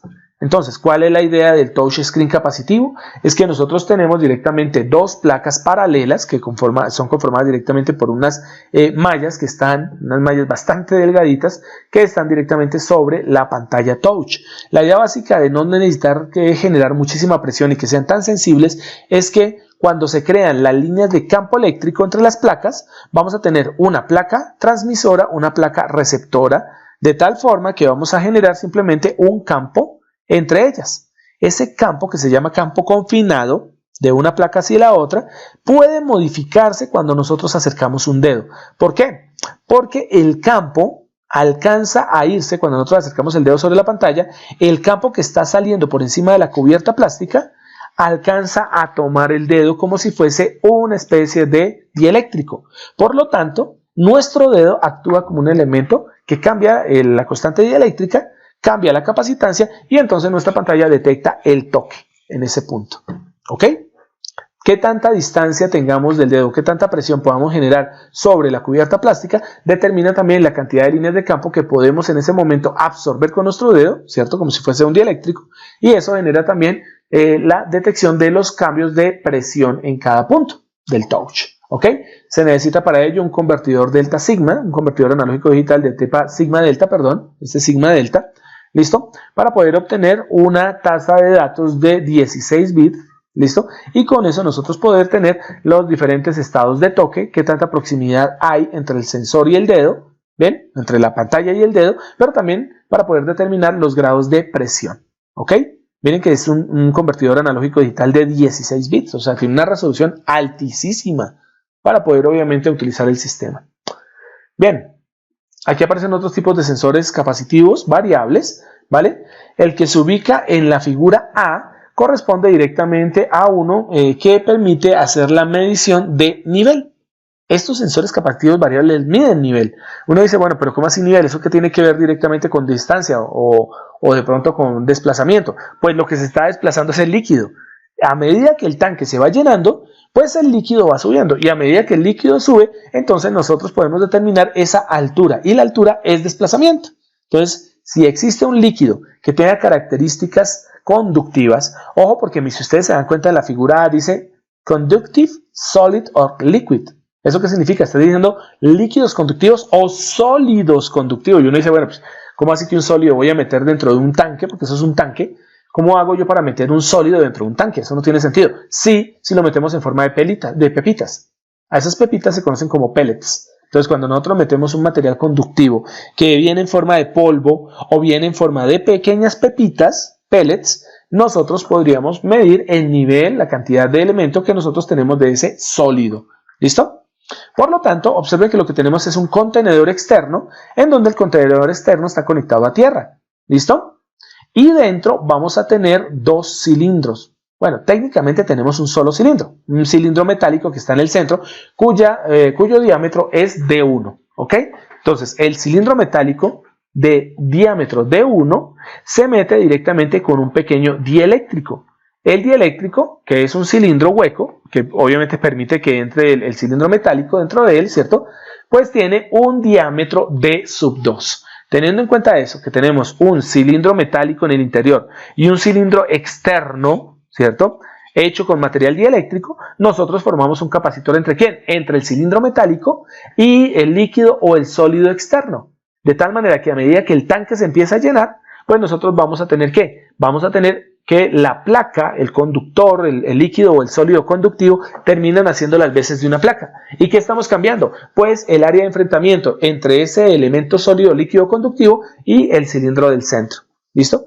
Y la variación de capacitancia nos genera una determinación del nivel, que es una forma de medición de desplazamiento. En este caso de un fluido, ¿no? Entonces, bien, teniendo en cuenta sus valores D1, D2 y la altura que es la que estamos determinando, nosotros podemos encontrar cuál es la capacidad de este sistema, que es un sistema industrial. Entonces la capacitancia de este sistema termina siendo igual a 2pi multiplicado por la constante dieléctrica de ese elemento dieléctrico, la permitividad dieléctrica epsilon, multiplicado por la altura. ¿Listo? Y esto dividido entre el logaritmo natural de la división, ¿cierto?, entre D2 con respecto a D1. Esa es una ecuación bastante elaborada, ¿cierto?, pero no es tan compleja. La capacitancia termina siendo proporcional a lo que sería la altura, porque D2 obviamente es constante, D1 es constante, epsilon es constante, por lo tanto, delta de C es completamente proporcional a delta de H. Y ya. En el caso B es un caso parecido. Tenemos un tanque, listo, conductor, en donde vamos a medir solamente líquidos conductivos. La idea básica para poder determinar el nivel de este líquido, listo, es que nosotros tengamos un capacitor que se conoce como capacitor variable. Observen que aparecen dos capacitancias, una C1 y una C2. Y observen que están alimentando esas capacitancias con una fuente de voltaje alterno. Y aquí es donde tenemos que anotar la diferencia con el potenciómetro. Mientras en el sistema de potenciómetro yo puedo utilizar indistintamente voltaje alterno, voltaje continuo, normalmente uno utiliza voltaje continuo, en el caso de los capacitores necesitamos obligatoriamente trabajar voltaje alterno. Necesitamos trabajar un voltaje con una frecuencia específica para que el capacitor funcione, porque pues en DC no va a funcionar, ¿ok? Entonces, bien, ¿qué hacemos? Tenemos una placa superior que está conectada a la fuente. Bien, y tenemos una capa media, o tenemos una placa en el medio, de tal forma que la placa superior con la placa del medio forman el capacitor C1. Bien, y se forma un segundo capacitor entre la placa del medio, ¿listo?, con respecto a la superficie del líquido conductor. Cuando nosotros vemos esto decimos, uy, no, pero es que, por ejemplo, cuando ese tanque esté vacío, pues obviamente la distancia de separación entre la placa del centro y la placa inferior hará que C2 sea extremadamente pequeño, tan pequeño que podría llegar a ser 0. Lo que pasa es que esta gráfica está exagerada en dimensiones, porque realmente esa altura de ese líquido es una altura muy pequeña. Estamos hablando prácticamente de una cantidad en el orden de los mililitros o décimas o centésimas de mililitro. Entonces lo que tenemos es un contenedor extremadamente pequeñito y la altura pues es obviamente de una cantidad de líquido muy pequeña. Se utiliza más que todo para crear sistemas de laboratorio. Pero bueno, observen la forma en que está conectado C1 y C2. Es como si nosotros tuviésemos el famoso potenciómetro y la placa que se ubica en el centro fuese nuestro cursor. ¿Cuál es la idea? La idea es que C1 siempre va a ser constante, porque esas placas no se van a mover, mientras que C2 va a ser variable por el hecho de que la superficie del conductor va a cambiar su altura, va a cambiar la distancia de separación, ¿cierto? Y obliga directamente al cambio de C2. Y pues obviamente nosotros tendríamos un divisor de tensión, pero hecho con capacitores, ¿ok? Para el caso de los capacitores, pues el voltaje de salida V0, lo saben ustedes, porque ustedes ya vieron divisores de tensión con capacitores. El voltaje de salida V0 para el caso B va a ser igual al voltaje de referencia V multiplicado por C1 dividido entre C1 más C2. ¿Listo? Aquí lo que cambia directamente con respecto al divisor de tensión resistivo es que mientras en el divisor resistivo la resistencia que se pone en el numerador, ¿cierto?, termina siendo la resistencia sobre la cual cae el voltaje V0, en este caso el elemento que va en el numerador de nuestra fracción no es C2, sino será C1. Eso es lo único que cambia directamente, ¿no? Y ya, podemos calcular directamente eso. Ahora bien, aquí viene la explicación, pues aquí abajo está ese divisor de tensión que les acabo de comentar. V0 es igual a V multiplicado por C1, que es el capacitor fijo, sobre la suma de los capacitores fijo C1 más variable C2. ¿Ok? Y ahí tendríamos otra forma de medición de nivel, que sería pues un caso, bueno, bastante particular de los sensores de posición de tipo capacitivos. Y en la parte superior, bueno, tenemos lo que sería la ecuación de un sensor capacitivo de n placas paralelas. ¿Listo? Teniendo en cuenta que epsilon sub 0, que es la permitividad del vacío, permitividad del aire, es igual a 8,85 picofaradios sobre metro. Entonces, el tener múltiples placas conectadas genera que la capacitancia se aumente. Y entonces la capacitancia, que es igual en un sistema de múltiples placas, va a ser aproximadamente igual a epsilon sub 0 por epsilon sub r. Epsilon sub 0 es la permitividad del vacío, epsilon sub r es la permitividad del material que estamos utilizando de referencia. Este epsilon sub 0 por epsilon sub r forman a epsilon total, ¿bien? Multiplicado por el área dividido entre la distancia de separación, y esto multiplicado por n placas menos 1. Entonces simplemente contamos el número de placas que están formando el sándwich y le restamos 1 y eso nos formará la capacitancia, ¿ok? ¿De dónde sale esto? Esta fórmula es para el caso D. ¿ok? En donde nosotros tenemos múltiples placas. ¿Listo? Bien. Bueno, aquí aparece otro sensor capacitivo diferencial. Es bien interesante porque nosotros lo que vamos a utilizar, ¿qué es? Cuando hablamos de sistemas diferenciales, estamos hablando que utilizamos dos elementos propios. Si hablamos de un sensor resistivo diferencial es porque estamos utilizando dos resistencias. Si hablamos de un sensor capacitivo diferencial es porque estamos utilizando dos capacitores. ¿Cuál es la idea? Es que nosotros podamos determinar el cambio, para este caso del capacitivo diferencial, el cambio no de un capacitor, sino de dos capacitores. Cuando el movimiento es extremadamente pequeño, mover las placas, cambiar la distancia de separación de las placas puede llegar a ser muy engorroso y normalmente genera mucho ruido y casi siempre pues es totalmente impráctico, no es práctico. ¿Listo? Entonces, ¿qué tenemos acá? Bueno, ¿y qué pasaría si nosotros más bien hiciésemos lo siguiente? ¿Qué pasaría si nosotros tomásemos dos placas fijas, listo, y las ubicásemos en los extremos, como es el caso que ustedes están observando aquí en esta gráfica? Entonces tenemos aquí en la parte superior una placa fija y en la parte inferior tenemos otra placa fija. Y lo que hacemos es meter una placa móvil entre las dos placas fijas. Pues que aquí vamos a tener algo interesante. Si nosotros desplazamos la placa móvil que está en el centro y la acercamos directamente a la placa inferior, lo que vamos a tener es una disminución de la distancia de separación, ¿listo? De la placa fija central con respecto a la placa, de la placa móvil central a la placa fija inferior. Pero el decremento en la distancia de separación entre esas placas es, ¿cierto?, análogo al incremento de la separación de las placas superior con respecto a la del centro. Mejor dicho, mientras estamos decrementando la capacitancia de uno de los capacitores, estamos incrementando la otra. Bien, eso es lo que significa que el sistema sea diferencial. Mientras uno de los elementos está aumentando, el otro está disminuyendo casi que proporcionalmente. Y este tipo de configuración es bien interesante porque al tener este capacitor diferencial, nosotros vamos a tener dos voltajes de salida. El voltaje de salida 1 que correspondería a la cantidad de voltaje acumulado en el condensador C1 y el voltaje de salida 2 que correspondería al voltaje acumulado en el capacitor C2. ¿Cuál sería el valor de voltaje al final? Simplemente restando, lo obtenemos restando el voltaje 1 menos el voltaje 2 o el voltaje 2 menos el voltaje 1. Cualquiera de los dos casos. ¿Ok? ¿Y qué significa? Desplazamientos muy pequeñitos pueden ser detectados directamente con sensores capacitivos diferenciales de tipo como el que vemos acá, ¿no? De desplazamiento diferencial. ¿Ok? Y esto nos permite determinar micro deformaciones y sobre todo micro desplazamientos. ¿Ok? Entonces, si nosotros tenemos en cuenta eso, que el voltaje de salida diferencial es V1 menos V2, obtenemos ese voltaje diferencial que está abajo. Pero bien, recordemos que aquí tenemos un divisor de tensión además de eso, ¿no? El voltaje V se está dividiendo entre V1 y V2, ¿sí o no? De tal forma que si nosotros queremos saber cuál es el voltaje V1 y el voltaje V2, pues aplico el criterio del divisor de tensión. Y eso es lo que ustedes observan directamente abajo.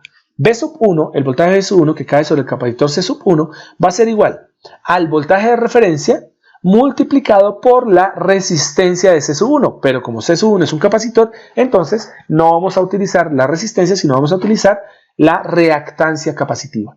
La reactancia capacitiva de C1 es 1 sobre J omega C1. Por lo tanto, la ecuación que ustedes observan abajo de V1 corresponde a lo siguiente: voltaje de referencia multiplicado por la reactancia capacitiva de C1 dividido entre la suma de las reactancias capacitivas, 1 sobre J omega C1 más 1 sobre J omega C2. ¿Listo? Es el criterio del divisor de tensión, solo que he llevado directamente a reactancias, ¿vale? Y eso, pues bueno, termina siendo igual a ¿qué? Termina siendo igual a V sub R, el voltaje V1 termina siendo V sub R multiplicado por C2 dividido entre C1 más C2, que esa ecuación ya la habíamos visto en las diapositivas anteriormente. Si hacemos exactamente lo mismo con V2, entonces el voltaje V2 que cae sobre el capacitor C2, pues termina siendo ¿qué? El voltaje de referencia aplicado V multiplicado por C1 dividido entre la suma de los condensadores o los capacitores C1 más C2. ¿Listo? Si ustedes restan V1 menos V2, pues lo que van a obtener directamente es la ecuación de abajo. Ah, bueno. Pero entonces no se les olvide que C1 y C2 se pueden representar directamente con la ecuación inicial, epsilon por área dividido entre distancia, ¿no? Permitividad multiplicado por el área dividido entre la distancia es igual a la capacitancia. Y eso es lo que ustedes observan en la parte superior. C sub 1 es epsilon por el área A, que son constantes, epsilon no cambia, el área de las placas no cambia, pero lo que sí cambia, ¿qué es? La distancia de separación entre las placas. Entonces miren que C sub 1 tiene una distancia D más un pequeño desplazamiento Z. Entonces D más Z conforman la nueva posición de la placa en C sub 1. Mientras que C sub 2, mientras C sub 1 gana una distancia Z, una microdistancia Z, C sub 2 pierde esa distancia. Por eso C sub 2 aparece como epsilon por A sobre D menos Z. Lo que gana C sub 1 lo pierde C sub 2. Entonces, teniendo en cuenta que esos son los valores de C sub 1 y C sub 2, si los reemplazamos directamente en la diferencia B sub 1 menos B sub 2 de voltajes, voltaje del capacitor 1 menos el voltaje del capacitor 2, nos termina dando la ecuación de voltaje diferencial abajo. B sub 1 menos B sub 2 va a ser igual al voltaje de referencia multiplicado por el microdesplazamiento de la lámina central dividido entre la distancia de separación entre la placa central y las placas externas cuando no se ha deformado, cuando no se ha movido la placa. Y pues esa distancia, ¿cuál es? Es la mitad del recorrido, ¿no? La placa tiene que estar a la mitad del recorrido entre las dos placas, la superior y la inferior, ¿ok?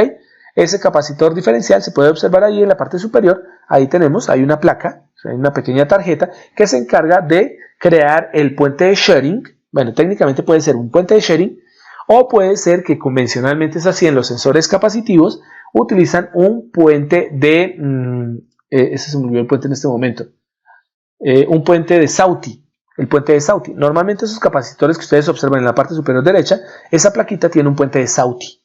Y el puente de Sauti se utiliza para adaptarlo directamente sobre sensores capacitivos diferenciales, ¿vale? Y en la parte de abajo, pues ustedes pueden observar lo que sería la inserción de una lámina en el centro de otras dos láminas, formando un doble capacitor, ¿no? El movimiento de la placa central, pues va a obligar a que cambien las capacitancias C sub 1 y C sub 2. Este es otro tipo de sensores capacitivos diferenciales. Aquí lo que se hace es que desplazar, aquí no estamos cambiando la distancia de separación entre placas, sino lo que estamos cambiando es el área de enfrentamiento entre placas. En el caso A, ustedes pueden observar que la placa superior es una placa móvil, se puede desplazar longitudinalmente y hay dos placas fijas en la parte inferior. Y entonces la idea básica es cambiar el área de enfrentamiento de las placas haciendo que C sub 1 aumente o decremente, ¿cierto? Y lo mismo haga C sub 2, ¿cierto? Pero de forma recíproca. Si C sub 1 aumenta, C sub 2 disminuye y viceversa, ¿ok? Con la misma distancia de separación entre la placa móvil de la parte superior y las dos placas fijas de la parte inferior, nosotros tendríamos un capacitor diferencial por desplazamiento de placas, de área de placa. Lo mismo ocurre con el sensor B, en donde el sensor B lo que utiliza, ¿qué son? Utiliza 4 placas, de las cuales, ¿cierto? 2 placas se ubican en la parte superior y se conectan entre sí, y las otras 2 placas se ubican en la parte inferior. Con eso lo que se hace es maximizar el área de enfrentamiento de las placas y aumentar la capacidad de este capacitor, de este condensador diferencial. ¿Listo? Y se pone una tercera placa directamente en la parte central. ¿Ok? Aunque normalmente, como en el caso B, cuando nosotros conectamos ese terminal negativo, normalmente esa placa puede ser una placa metálica, ¿listo? O también podría ser, a veces es, un elemento que actúa como dieléctrico. ¿Ok? Entonces también tendríamos esa posibilidad. ¿Ok? La parte C y la parte D corresponde a ¿qué? Corresponde a capacitores en donde lo que se hace es generar múltiples placas, ¿cierto? Se deja un par, para el caso C, se deja un círculo partido en la mitad de 2 placas, ¿cierto? Y en la parte superior se deja otro círculo partido en 2 partes, de tal manera que lo que nosotros tenemos es una placa móvil en la parte superior, una placa fija en la parte inferior, y la rotación obliga a que se genere un capacitor diferencial. ¿Ven? Es bien interesante el caso C. Y en el caso D se utiliza, pues es una pestaña que actúa como capa rotórica. O sea, no tenemos completamente 2 láminas de las mismas dimensiones, sino tenemos una lámina en forma, como la observan ustedes, de rotor. Es una forma como una pequeña aleta y esa pequeña aleta puede desplazarse sobre 2 elementos que actúan como placas fijas estatóricas. Su movimiento obliga directamente al cambio de lo que sería el cambio como tal de las 2 capacitancias, ¿no? Ahí aparecen como Stator Plate 1 y Stator Plate 2, ¿ok? Esas son las 2 placas. Bien, bueno, las ecuaciones que aparecen abajo pues son para el caso A y el caso E, el caso de desplazamiento de placa intermedia, ¿listo? Para el caso A, pues tenemos que la capacitancia C sub 1 termina siendo igual a epsilon multiplicado por omega. ¿Omega quién es? Omega es el componente de desplazamiento, El área, recuerden que el área como tal, listo, de enfrentamiento de las placas es la que se utiliza tanto para el A como el B, bueno, y el C y el D. Pero W pues no lo toman directamente como área, sino lo toman como W, width, W-I-D-T-H, width, que significa anchor o ancho. ¿Listo? Por lo tanto, vamos a tener que el ancho de la placa de enfrentamiento, omega, multiplicado por la diferencia del desplazamiento, Z sub 0, que es el desplazamiento inicial, que es cuando la placa está en toda la mitad, ¿listo? Menos Z, que correspondería al desplazamiento forzado de la placa. Observen la figura A. Eso termina siendo igual a epsilon multiplicado por el área de enfrentamiento de las placas, el ancho de enfrentamiento de las placas W, sobre D, multiplicado por Z sub 0, y esto multiplicado por Z sub 0 menos Z sobre Z sub 0, ¿ok? La idea básica es que obtener que la capacitancia inicial, o sea, la capacidad inicial es cuando las placas están, la placa móvil está exactamente cubriendo la misma área con respecto a las dos placas fijas de abajo. ¿Ven? La capacitancia inicial multiplicada por el desplazamiento original, Z, con respecto al desplazamiento de referencia Z sub 0 sobre Z sub 0, nos va a dar directamente la capacitancia C sub 1. Es una ecuación un poco más compleja, pero realmente lo que se hace es una aproximación de distancias con respecto a capacitancias de salida. Y en el caso B, que es más complejo, pues ustedes observan que la capacitancia C sub 1 con respecto a la capacitancia C sub 3, ahí no están marcadas, ¿listo? Bueno, de por sí no están marcadas es porque hay un error, es C sub 1 igual a C sub 2, ¿ok? No C sub 3, es un error del libro. Entonces C sub 1 termina siendo igual a C sub 2 y esta es igual a epsilon sub 0, que correspondería pues a lo que sería la permitividad dieléctrica del aire al vacío, epsilon sub 0 8.85 picofaradios por metro, multiplicado por pi por el radio al cuadrado. ¿Listo? El radio pues hacemos relación directamente a que nosotros tenemos dos placas que son obviamente circulares, como el caso D y el caso C, ¿no? Y esto sobre 4 veces la distancia de separación, factor de 1 más 2 veces el ángulo que cubre directamente el rotor con respecto al estator o a los estatores. ¿Listo? La diferencia de ángulo entre el estator y los rotores, perdón, entre el rotor y los estatores sobre pi. Es una ecuación mucho más elaborada. Y llegamos a los sensores inductivos. Los sensores inductivos, como su nombre lo indica, pues ¿qué son? Son bobinas, realmente son bobinas. Y vamos a utilizar el campo magnético para poder determinar la diferencia de posición de los sistemas. Entonces, podemos tener dos tipos. Ya lo habíamos visto al principio de esta presentación, listo, de la semana anterior, en donde decíamos que uno era cuando utilizábamos una única inductancia y lo que buscábamos era que esa inductancia cambiase en esa única bobina, ¿listo? O podíamos tener un sistema en donde tuviésemos la conexión mediante un circuito magnético de múltiples bobinas. Y en ese caso tendríamos lo que sería la inductancia mutua. Entonces vamos a tener transductores de posición inductivos por autoinductancia o por inductancia mutua. ¿Ok? De esa manera, dependiendo de la forma en que nosotros configuremos el sistema, podemos medir cambios de posición lineal o angular si es el caso. ¿Listo? Se necesita obligatoriamente una fuente de polarización AC, ya lo sabemos, porque los que funcionan en DC solamente son los resistores. Para caso de capacitores e inductores necesitamos una fuente AC que debe tener una frecuencia determinada, pero también hay algo bien importante. Esa frecuencia tiene que ser una frecuencia un poquito superior, tiene que ser normalmente una frecuencia un poco mayor que la frecuencia de 60 Hz de la red y debe ser mucho más pura. Entonces, ¿qué significa? Normalmente para alimentar los sensores inductivos no utilizamos la frecuencia de la red, no utilizamos una señal de 60 Hz ruidosa, sino necesitamos un oscilador. Entonces, este tipo de sistemas, al igual que los sistemas por capacitor, necesitan osciladores que nos entreguen una frecuencia bastante estable, poco ruidosa y aparte de eso que pudiésemos modificar directamente en esa función de frecuencia, aumentar o disminuir la frecuencia. ¿Vale? Esos son los componentes bien importantes para los sensores inductivos. Entonces, bien, ¿qué tenemos ahora? Bueno, vamos a tener que, o bien sea, tenemos los sensores basados en la variación de la reluctancia. ¿Qué es la reluctancia? La resistencia que oponen los materiales a el flujo de campo magnético. La reluctancia es la resistencia al campo magnético.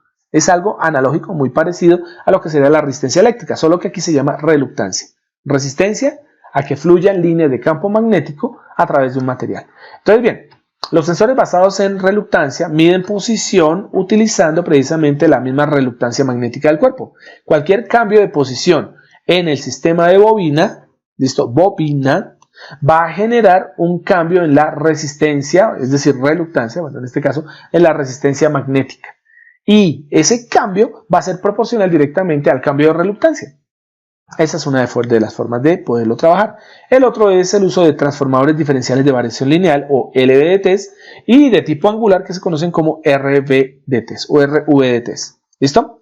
¿Qué hacen? Ojo, como su nombre lo indica, son transformadores, por lo tanto tienen un primario y un secundario, entonces quiere decir que la inductancia cambia en función a que nosotros cambiemos la forma en que se conectan magnéticamente la bobina primaria con la bobina o las bobinas secundarias. ¿Cómo lo podemos hacer? Moviendo, por ejemplo, el núcleo. Si nosotros modificamos un núcleo, que es el que se encarga de transferir la corriente de campo magnético del primario hacia los campos secundarios, si nosotros movemos esa inductancia, si nosotros movemos ese núcleo, nosotros logramos que cambien las líneas de campo y por lo tanto va a cambiar el voltaje de salida. Y eso es un trucazo muy bueno para estos tipos de sensores, ¿ok? Este es, pues, bueno, permite medir movimientos muy pequeños, pero lo dan con una precisión bastante amplia, ¿no?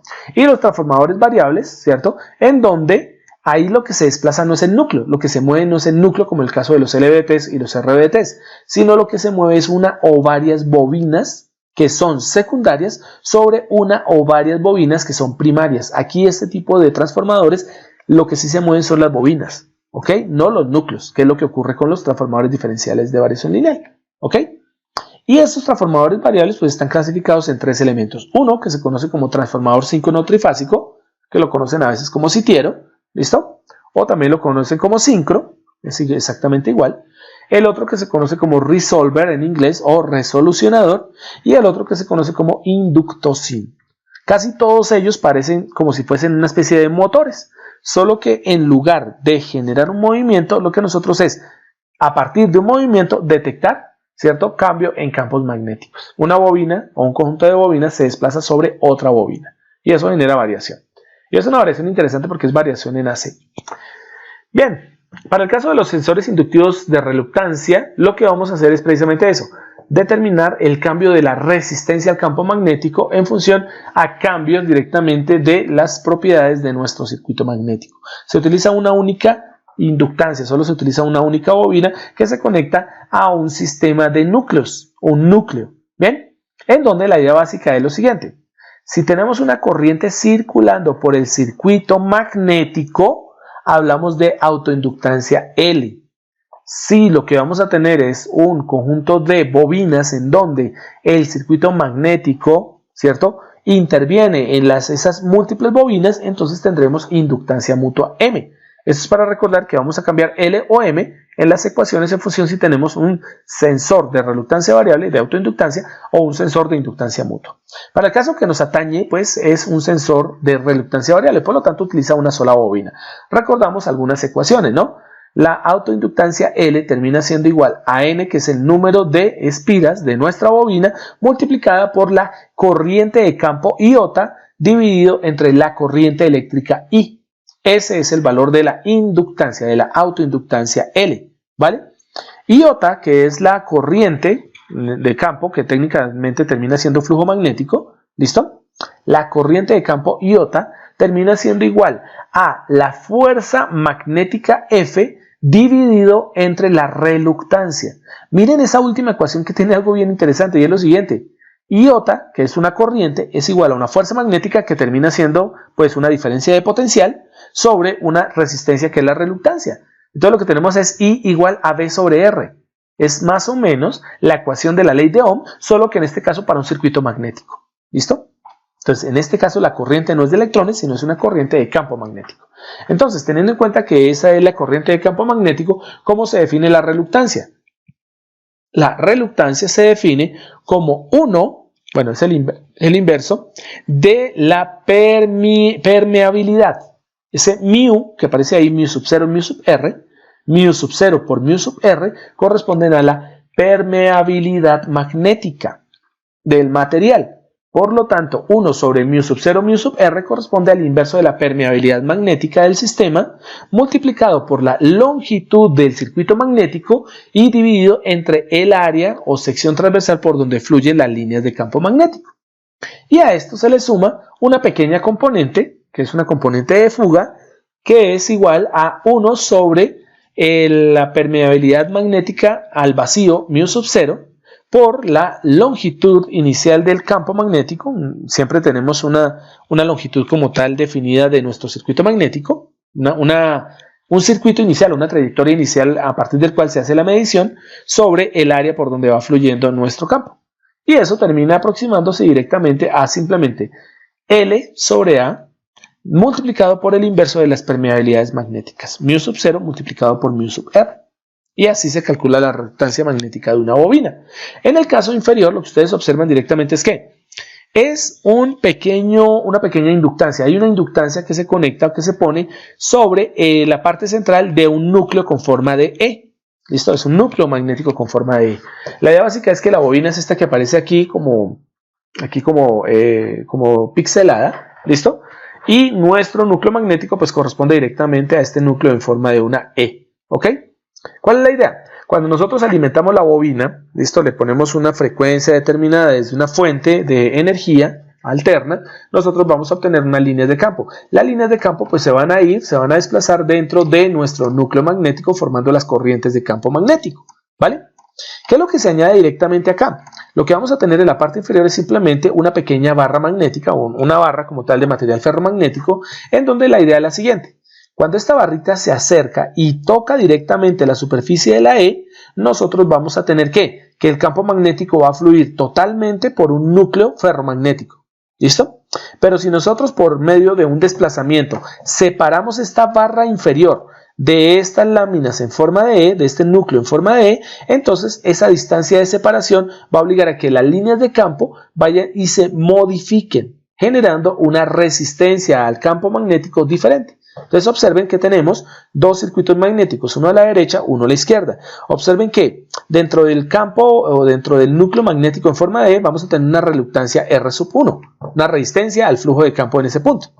Cuando la línea de campo sale directamente y se enfrenta aquí a este pequeño agujero, vamos a tener una reluctancia R sub 3. La línea de campo vuelve y entra porque está muy cercana a esta barra con respecto al núcleo en forma de E, ¿cierto?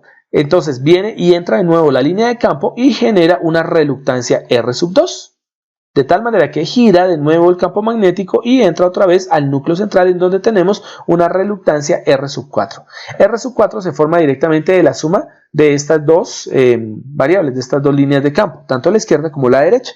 Entonces, teniendo en cuenta eso, como tenemos diferencias de reluctancia tanto en el circuito magnético izquierdo como derecho, la reluctancia total de este sistema, al menos para esta bobina, va a ser igual a un medio de la reluctancia R sub 1, es decir, de la reluctancia sobre el núcleo, más un medio de la reluctancia sobre el núcleo no en forma de E, sino el núcleo en forma de barra, más un medio la reluctancia del gap. El gap es este espacio, este entrehierro, ¿listo? Es decir, esta distancia que existe entre los extremos como tal del núcleo en E con respecto a la barra longitudinal que cierra el circuito magnético, y esto más R4. ¿Por qué R4 y no un medio de R4? Porque en el núcleo, en el centro del núcleo, en el centro de esta E, tenemos los dos campos magnéticos, tanto el circular izquierdo como el circular derecho, y por lo tanto ellos dos se suman y forman a R4. ¿Ok? En la parte superior derecha podemos observar un sensor inductivo industrial, un sensor de reluctancia variable, ¿listo? Y en la parte inferior vemos pues cómo funciona un sensor de reluctancia variable. Simplemente aplicamos una señal alterna, una señal AC a nuestro sensor, y la idea básica es que vamos a tener aquí una distancia de separación entre el sensor y esta rueda dentada que obviamente tiene características ferromagnéticas. ¿Listo? Cuando esta rueda gira, pues vamos a tener instantes en que los dientes de la rueda, planos, son dientes planos, van a enfrentarse y van a quedar directamente enfrentados al sensor. ¿Y eso qué significa? Va a haber una distancia de separación muy corta entre el sensor y uno de los dientes de nuestro piñón, ¿listo? De nuestro sistema dentado. De esa manera voy a tener una reluctancia, ¿vale? Cuando se mueve esto y nos queda enfrentado el sensor directamente a una de las hendiduras, entonces vamos a tener una distancia de separación mayor, por lo tanto vamos a tener un cambio en la reluctancia. Y lo que vamos a observar a la salida del sensor es simplemente que nuestra onda alterna, nuestra onda seno bonita, va a tener, ¿cierto?, cambios en la amplitud. Entonces aquí lo que vamos a tener es que sale la onda alterna, ¿listo? Va a ser grande cuando el sensor está enfrentado directamente al diente de nuestro detector, y va a ser una onda pequeñita, va a ser de menor amplitud cuando el sensor está enfrentado a una hendidura. Y entonces lo que vamos a tener simplemente es el cambio en la amplitud de la onda alterna. ¿Listo? Aquí están algunas configuraciones de sensores inductivos de reluctancia variable. En el caso A, pues tenemos una inductancia en donde los extremos de la inductancia, pues uno se deja volando, no se utiliza, que es la parte superior, y en la parte inferior se utiliza como punto de conexión. Y en este caso lo que tenemos es que esta bobina está peladita en uno de esos extremos, permitiendo que nosotros podamos desplazar un cursor. ¿Eso qué significa? La bobina como tal, para que se pueda tener una bobina, saben ustedes que necesitamos alambre esmaltado, ¿ok? Por lo tanto, para poder tener un inductor variable, ¿cierto? Lo que tenemos que hacer es pelar un poquito uno de los extremos de las bobinas, la parte superior, y que sobre ella se pueda desplazar un cursor que normalmente puede ser metálico, pero pues el metal desgasta directamente la bobina. Casi siempre es algún tipo de polímero que tiene características conductivas. Entonces miren que el caso A, ¿qué es? Es parecido a un reóstato. Es como una especie de reóstato, solo que este reóstato no es resistivo, sino es magnético. Entonces, el desplazamiento del cursor sobre las bobinas genera que haya más o menos bobinas, por lo tanto, la inductancia cambia en función a si hay más o menos espiras tocando a nuestro cursor central. En el caso B, pues tenemos el mismo procedimiento, solo que nuestra bobina no está longitudinal, sino que es una bobina circular sobre un núcleo toroide. ¿Listo? Toroide o en forma de círculo, ¿vale? En el caso C y en el caso D, pues utilizamos el otro terminal, es decir, ya no tendremos dos terminales, sino tendremos tres terminales, y por lo tanto tengo un mecanismo diferencial. Tengo que el cursor se desplaza generando cambios en las inductancias superior e inferior para el caso C, que obviamente se replicaría para el caso D, solo que desde el punto de vista angular. El caso E es bien interesante porque aquí lo que tenemos es un núcleo que tiene la capacidad de desplazarse dentro de nuestra bobina, de tal forma que cuando nosotros entramos o sacamos, introducimos o retiramos nuestro núcleo, la función de desplazamiento obliga a un cambio de inductancia mutua, perdón, de autoinductancia. ¿Listo? Y la longitud de ese elemento, de ese núcleo, la cantidad de material o la cantidad del núcleo que se extraiga o se modifique o que se mueva a través de la bobina va a ser proporcional directamente a la inductancia. ¿Listo? Y entonces tenemos un sensor de desplazamiento por autoinductancia. El caso F es bien interesante porque tenemos dos bobinas. Estas dos bobinas se encuentran, posicionadas con un ángulo de 90 grados. Y lo que tenemos es un núcleo magnético con esa forma de una doble hélice, ¿no? Es una especie de doble hélice en donde la idea básica es que la hélice, las esquinas de la hélice, terminen enfrentándose o bien sea a la bobina superior o bien sea a la bobina lateral, ¿no? Es el caso F el que estamos analizando. Y entonces lo que vamos a tener es que cada vez que la aleta pase directamente o por una o por otra bobina, lo que vamos a tener es simplemente dos ondas seno, en donde las ondas seno van a estar desfasadas, bueno, más que desfasadas, van a estar cambiantes en amplitud cada 90 grados, porque así es como están directamente las bobinas, ¿no? Están corridas 90 grados desde el punto de vista geométrico, ¿no? El caso G es bien interesante porque en este caso el núcleo está estático y lo que nosotros tenemos es que la bobina tiene la capacidad de poder desdoblarse, de poder como estirarse como si fuera un resorte. Y entonces lo que vamos a tener es simplemente que en el momento que le apliquemos un desplazamiento, ese resorte, esa bobina en forma de resorte, tiende a estirarse un poco más, se salen los extremos de la bobina del núcleo y vamos a tener un cambio de inductancia que va a ser proporcional al movimiento de ese elemento que parece un resorte. El caso H es un núcleo en forma de C en donde tenemos una pequeña aletilla, ¿listo? Que es la parte izquierda, en donde una fuerza aplicada obliga a que nosotros movamos ese núcleo. Ese núcleo se acerca generando una disminución o un aumento de X dependiendo del movimiento de esa barrita, y esto obliga a que se genere una reluctancia en esa distancia de separación X variable, de tal manera que tendríamos el máximo valor de reluctancia cuando nosotros alejamos, ¿cierto?, nuestra barra de hierro Fe bastante con respecto a esa esquina del núcleo, ¿listo?, a la parte superior del núcleo, y tendremos el mínimo valor de reluctancia, ¿listo?, cuando la lámina de hierro toque directamente a nuestro extremo superior y se cierra el circuito magnético. ¿Ven? Y en el caso I, pues tenemos directamente ¿qué? Aunque ustedes ven aparentemente dos bobinas, que sería también el caso F, uno diría, profe, pero es que en el caso F hay dos bobinas, no, porque observen que las bobinas están conectadas eléctricamente en uno de sus extremos. Eso significa que hay una conexión directa, es decir, que hay una única corriente fluyendo a través de las dos bobinas, por lo tanto hay una bobina, no son dos, sino realmente es una bobina única, solo que se modifica algunos parámetros como su, por ejemplo, separación en el caso F, y en el caso I, pues simplemente lo que se hace, ¿qué es? Simplemente lo que se hace es utilizar dos núcleos y la bobina se divide entre dos núcleos, colocando el material de hierro, nuestro núcleo magnético de hierro en el centro y haciendo directamente que por acercamiento o alejamiento con respecto a la parte superior o la parte inferior, nosotros tengamos un cambio en la reluctancia y por ende en la autoinductancia del sistema. Pero el caso I y el caso F son única bobina. Aparentemente parecen dos, pero desde que tengan contacto eléctrico, desde que una única corriente fluya por ambas bobinas, entre comillas ambas, nosotros vamos a tener realmente una sola bobina. Y aparece nuestro famoso sensor inductivo de reluctancia variable. El LVDT es un transformador, como su nombre lo indica, y por ende va a tener núcleo y va a tener como tal un sistema primario y un sistema secundario. En la gráfica A ustedes pueden observar el sistema del transformador. Tenemos una única bobina primaria, L1, y tenemos dos bobinas secundarias, L2. ¿Qué caso tiene esto? ¿Cuál es la idea básica? La idea básica es que si alimentamos a la bobina primaria L1 con una tensión de entrada E1, que es una tensión alterna, porque está en minúscula, ¿no? Obviamente. Bien, entonces nosotros tendremos que, si tenemos el núcleo magnético exactamente en el centro, entonces la misma cantidad de líneas de campo van a conectar a L1 con L2 a través de la inductancia mutua M1, y la misma cantidad de líneas de campo van a conectar a L1 con L2 punto o L2' a través del circuito magnético de inductancia magnética M2, ¿vale? Las bobinas L2 y L2', que son secundarias, tienen la misma cantidad de alambre, es decir, tienen la misma cantidad, son el mismo alambre, del mismo tamaño y tienen la misma cantidad de espiras, ¿cierto? O de vueltas. ¿Cuál es la idea de esas dos bobinas secundarias L2 y L2'? Fácil. Ustedes observen un puntico en la parte superior de la bobina L2 y en la bobina L2'. Hay un puntico en la parte superior. Al igual que en L1 también hay un puntico en la parte superior. ¿Qué indica ese punto?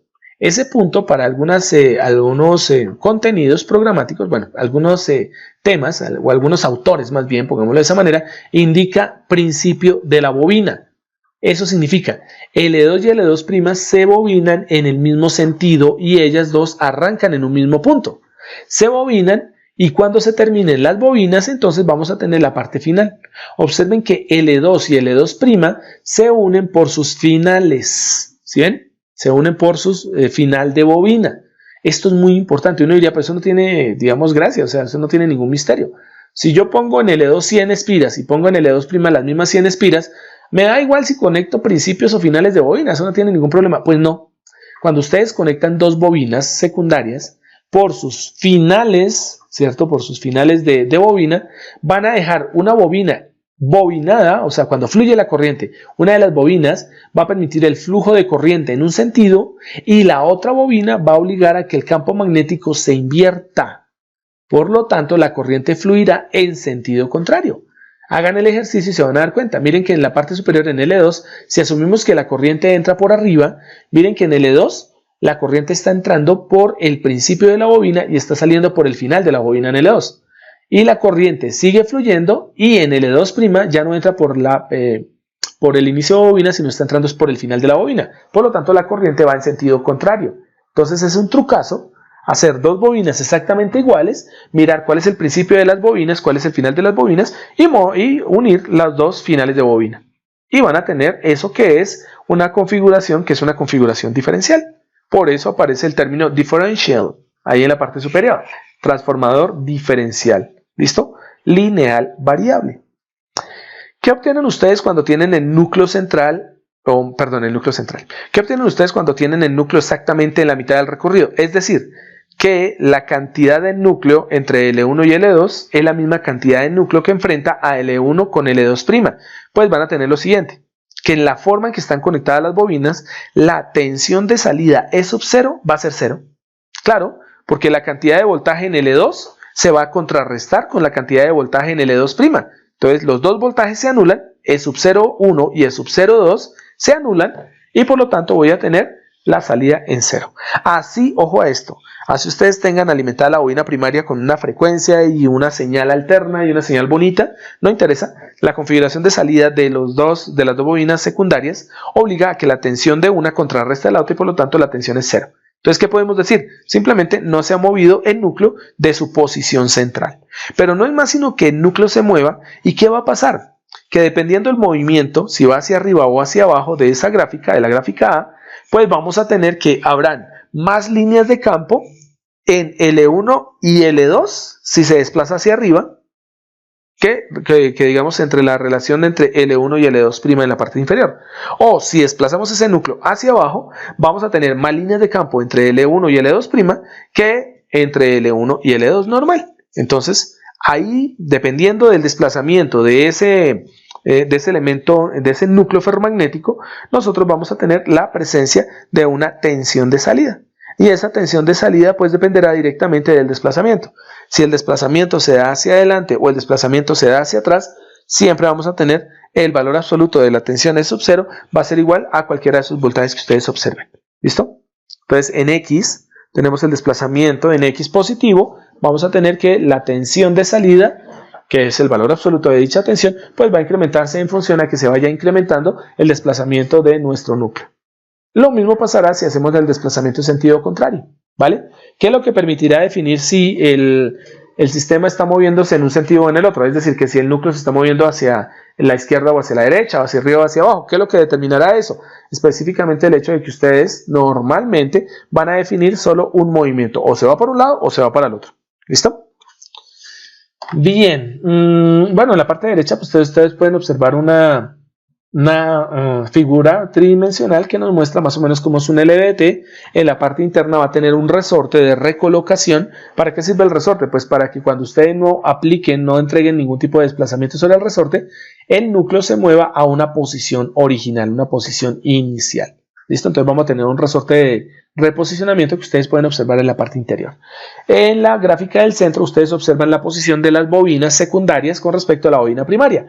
La bobina primaria es la que se ve de color azulito, mientras que las bobinas secundarias son las que se ven de color rojo. Entonces, para que vean ustedes que en el caso de un LVDT, la gracia de poder obtener ese desplazamiento y que podamos cortar las líneas, ya sea o en la bobina 1 o en la bobina 2 secundarias, está en el hecho de que el primario va en el centro y los secundarios van en los extremos. ¿Listo? Y ahí tendremos directamente un LVDT. Y en la parte inferior pues, ustedes pueden observar diferentes tipos de LVDTs industriales. ¿Vale? Bien. ¿Qué podemos apuntar aquí también? Bueno, no se les olvide, en la parte inferior nos dice se debe utilizar una tensión alterna que puede variar entre 60 Hz, que no es recomendable que sea la de la red porque es bastante ruidosa, sino un oscilador a 60 hasta 20 kHz. Normalmente de lo que yo he trabajado industrialmente se han trabajado de 1 a 5 kHz. Más o menos entre 1 y 5 kHz son frecuencias bastante aceptables, bastante buenas y normalmente ondas seno se busca en eso, ¿no? Bueno, no hay más porque ya lo otro lo dije. Y aparece nuestro querido amiguito el codificador óptico, alias encoder, ¿ok? Este es bien interesante porque al contrario de sus tres antecesores, el sensor resistivo, el sensor capacitivo y el sensor inductivo, o los sensores inductivos, ¿listo? Ellos son de orden analógico, que nos entregan corrientes o voltajes analógicas. Mientras que para el caso del codificador óptico o encoder, nosotros vamos a tener salidas digitales. ¿Qué vamos a obtener? Pulsos. ¿Y esos pulsos de qué dependen? Fácil. Depende específicamente de que un rayo de luz generado desde una fuente de luz, que normalmente es un LED, ¿sí? O una lámpara, bien, unos rayos de luz puedan excitar a un fotosensor, a un fotodetector. Llámese que el fotosensor sea, por ejemplo, un fotodiodo o un fototransistor, no nos interesa. Lo importante es que los rayos de luz afecten directamente al fotodetector. ¿Y cómo es el truco para poder determinar eso? Fácil. Podemos utilizar un disco codificado. Code wheel, que aparece ahí, que es un disco codificado, es simplemente un disco con ranuras, en donde la idea básica es que cuando el disco empiece a desplazarse, ¿listo? Nosotros podamos tener interrupción o paso de la luz desde el emisor hacia el fotosensor, ¿ok?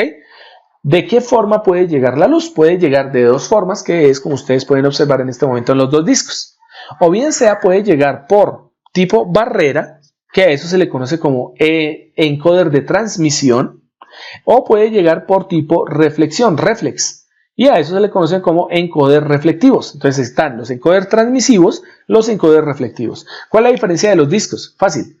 En el disco, para los encoder transmisivos, ¿cierto? Lo que nosotros tenemos son ranuras, agujeros en forma de ranura, lo cual permite que la luz que es emitida en uno de los extremos del disco pueda pasar a través de las ranuras hacia el fotosensor.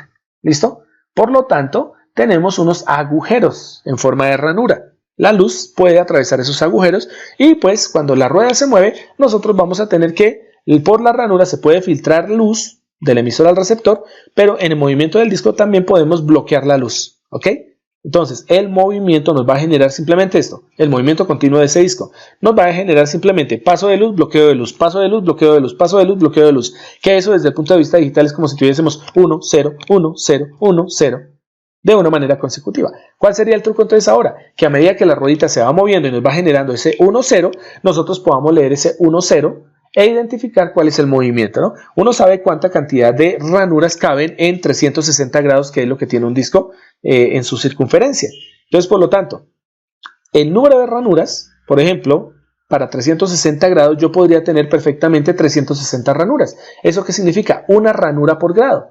Entonces, ¿cómo identifico en un sistema digital que el disco se ha movido un grado? Si solamente tengo un cambio de variable. Es decir, por ejemplo, que pase de 1 a 0. Cuando yo paso de 1 a 0, yo ya sé que pasé por una ranura y como cada ranura son 360 ranuras en 360 grados que ocupa la circunferencia, ¿cierto? Pues nosotros sabemos que por cada ranura, por cada pulso que nosotros tengamos, vamos a tener un grado de variación. Ah, entonces conté 10 pulsos, 1, 2, 3, 4, 5, 6, 7, 8, 9, 10 unos, ¿listo? Indican que la rueda se movió 10 grados, ¿ok? Eso es un ejemplo, ¿no? Eso sería lo que serían los encoders transmisivos. ¿Cuál es la diferencia con el encoder reflectivo? Que las ranuras como tal no tienen agujeros propiamente dichos, sino que en el punto donde están las ranuras lo que se pone es un material reflectivo, un elemento que sirva como espejo. De esa manera lo que buscamos que es que tanto el emisor como el receptor, el fotosensor y el emisor terminen en el mismo lado, es decir, están por el mismo lado, que es el caso que ustedes observan ahí a la derecha, ¿no? Tenemos el emisor, el receptor. En el mismo lado simplemente tenemos una especie de curvatura, tenemos una especie como de punto focal en donde va a apuntar nuestro emisor, ¿bien? Y los rayos se reflejan directamente hacia el receptor. Toca los rayos, la superficie reflejante, la luz se refleja directamente sobre el fotosensor. No toca directamente un elemento reflejante, pues entonces la luz es absorbida y por lo tanto no se refleja hacia el emisor y eso da obviamente la misma sensación, la misma forma de trabajo de nuestro encoder de tipo transmisivo, ¿no? Unos y ceros alternos, ¿vale? Y esos serían los dos tipos de encoder que podríamos llegar a tener. En la parte derecha, en la primera foto, la parte superior, ustedes pueden observar un motor con encoder. Es un motor reductor, pero ya tiene instalado el encoder. De tal manera que ya tiene toda la electrónica en uno de sus extremos. Lo que tenemos ahora que hacer es simplemente poder leer directamente si, en ese caso, nuestro motor está girando en un sentido o está girando en el sentido contrario. Pero adicional a eso, si ustedes observan, hay bastantes cables. Yo veo uno morado, uno rojo, uno negro, uno verde, uno azul y uno como café, que es el de la parte de abajo. Entonces uno dice, ¿para qué tantos cables? Fácil.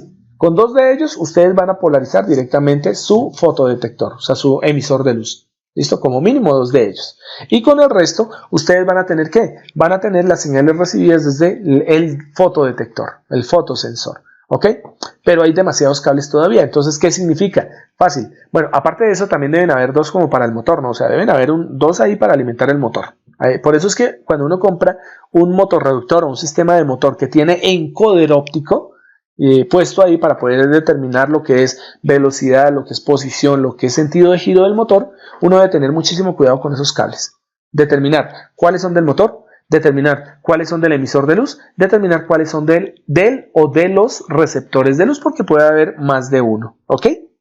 Entonces ahí podemos observar un motor reductor con su sistema de encoder óptico de medición de posición velocidad. Y en la parte inferior se pueden observar algunos encoder ópticos de tipo industrial. En la parte inferior izquierda podemos observar un sensor bien interesante y es un sensor de tipo óptico en donde, ojo a esto, tiene dos características. Es un sensor un poco más complejo, ¿ok? él no tiene un solo aro, él no tiene una sola superficie externa de ranuras, sino que él tiene doble ranura. ¿Qué significa que tenga doble disco de ranura o doble pista de ranura? Si ustedes son detallistas se dan cuenta que tenemos en la parte más exterior del disco un sistema de ranuras que está codificado con blanco y negro, con pequeños cuadritos blancos y negros. ¿Listo? Asumamos que la parte negra es la parte que absorbe, la parte blanca es la parte que refleja. Entonces tenemos un sistema reflectivo. Si nosotros ponemos el fotodetector que está en la parte inferior, donde dice Custom, ¿listo? Nosotros ponemos el emisor y el receptor. Nosotros podemos medir directamente sobre los dos discos algo y es una codificación. Y ahí es donde viene precisamente el término codificador. Hay una codificación. Mientras las ranuras externas del disco externo, ¿cierto? Van casi que equidistanciadas y son del mismo tamaño, negro, blanco, negro, blanco, negro, blanco, del mismo tamaño. Miren que la del disco más interno no tiene negro, blanco consecutivo, sino tiene regiones negras un poco más largas, regiones blancas también un poco más largas. ¿Sí lo ven? Entonces, ¿qué significa? Quiere decir que el disco viene con una codificación binaria. Mientras el disco externo va cambiando 1, 0, 1, 0 por cada giro que esté dando ese sistema, el disco interno va manteniendo o bien sea un 1 o bien sea un 0 durante varios conteos del disco externo. Y eso significa que yo voy a tener son palabras binarias. 1, 1, 1, 1, 1, 0, 1, 0, 1, 1, 1, 0, 1, 0 y después de un tiempo cambia ese 1 por un 0 y empieza a generar palabras binarias. Hay una codificación. ¿Qué tipo de codificación? Recuerden sus digitales, ¿cierto? Sus electrónicas digitales, que yo puedo tener codificación BCD o podría tener, por ejemplo, código de Gray. ¿Listo? O podría tener algún tipo de codificación, no necesariamente esos dos tipos que generamos ahí. Bueno, ¿qué era lo adicional que se tiene en este sistema? En este sistema también tienen sensores magnéticos, magnetoresistivos, dice ahí. MR sensor significa Magnetoresistive Sensor. Entonces, ¿qué ocurre? Este disco permite el control de posición, velocidad, ¿cierto? El control de la aceleración y el control de giro basados en dos lecturas. La lectura de un doble disco óptico que se encuentra en los extremos, ¿cierto? En el borde del disco físico. Bien, y en el centro tenemos unos pequeños imanes, un magneto, en donde el giro de ese campo magnético es detectado por sensores magnetoresistivos. Por lo tanto, lo que nosotros vamos a tener que leer y por lo tanto tendremos que acondicionar para el caso del sensor óptico mediante ese Single Turn Absolute Value, ¿cierto? Vamos a determinar lo que es el movimiento de rotación, ¿cierto? El movimiento como tal de velocidad, mientras que con el arriba, con los dos acondicionadores de señal, el Multi-Turn Detector 1 and Detector 2, vamos a tener directamente ¿qué? La detección también de aceleraciones, velocidades. ¿Listo? Y obviamente también podríamos determinar direcciones. Todas esas señales se envían directamente a un procesador digital en donde lo que hacemos es tomar directamente las señales, las dos sumadas de los multi-turn más la señal como tal del single turn y lo llevamos directamente a un sistema de procesamiento digital para después llevarlo a una transmisión serial y llevarlo a un formato seguro, un formato como tal codificado. ¿Vale? Y aquí aparecen dos tipos de codificadores, el codificador incremental y el codificador absoluto. Que a eso se los voy a dejar para que lo lean. ¿Listo? Lo lean porque a estas dos diapositivas, ¿cuál es la diferencia entre el codificador óptico absoluto y el codificador óptico incremental? Es una diferencia muy, muy básica. ¿Listo? Les voy a añadir dos videos, les voy a enviar dos enlaces para que ustedes puedan entrar a unos videos que nos muestran la diferencia entre el encoder absoluto y el encoder incremental. Están en inglés, pero son muy entendibles, es un inglés muy, muy, muy básico. Y la idea básica es que hagan directamente una investigación, que me digan, bueno, que ustedes averigüen, no necesitan presentarlo, o sea, no tienen que enviarlo en forma de nada, de ningún documento, ni nada, tienen que estudiarlo porque es posible que en algún momento se los pregunten. ¿Cuáles son? Bueno, ¿qué son? ¿Cómo funcionan? ¿Y en dónde se aplican los sensores inductivos que hemos visto en un principio, que son transformadores diferenciales? El inductosyn, el sincro y el resolver. ¿Ok? Información la pueden encontrar en internet. Y bueno, más adelante les hablo un poquito sobre el codificador óptico de tipo de franjas de Moiré, que es el que se observa ahí, pero se los diré en la próxima sesión porque ya terminamos la clase. Con eso terminaríamos esto y no alcanzamos a ver los sensores de peso, pero los alcanzamos a ver este jueves en la clase de las 8 de la mañana. Ok, no sé si tengan algún tipo de pregunta, cuestionamiento, inquietud, observación. ¿Alguien? ¿Nadie? No, señor. Nada, don Luis Molina, ok. Bueno, me llama la atención algo, y es que desde esta mañana en el curso de modelado, hay algunos de modelado acá, me parece que la población estudiantil está como decreciendo, ¿no? O sea, en este momento veo, voy a contar 3, 6, 7, más 4, 11, pero yo ocupo 2 espacios en esta sala virtual. Uno que es pues el mío, mi cámara, mi audio, y el otro que es el que estoy compartiendo. Eso significa que si tenemos 3, 6, 7 y 4, 11 asistentes, menos 2 que ocupo yo, hay 9 asistentes. ¿Qué pasaría con el resto de asistentes? No están viniendo. ¿Será que se arrepintieron? O como me dijeron esta mañana, se fueron de vacaciones. Ya alistaron maletas y arrancaron de vacaciones. El problema de las clases es que si no atienden, es posible que el video no sea suficiente para de pronto estudiar y más adelante no les vaya muy bien cuando vayan a presentar sus exámenes. Pero en este momento veo 9 participantes y eso me parece, ya ahora sí me estoy preocupando, porque esta mañana también me llegó la mitad del curso y ahorita me está llegando también la mitad. Entonces, ¿el resto de gente dónde anda? No me digan que están en asamblea porque yo sé que no hay asamblea. ¿Alguien sabe algo? Jimena Caviativa, por ejemplo. ¿Sabes algo? Velas, no, yo cambiaré el nombre por Yuca. Yucas con esos muchachos que no vienen a clase. Se fueron a velitas. Ok, bueno, pues no, pues es que ya se oscureció. Ahora sí tiene de verdad pinta de tener que prender unas velitas, muchachos.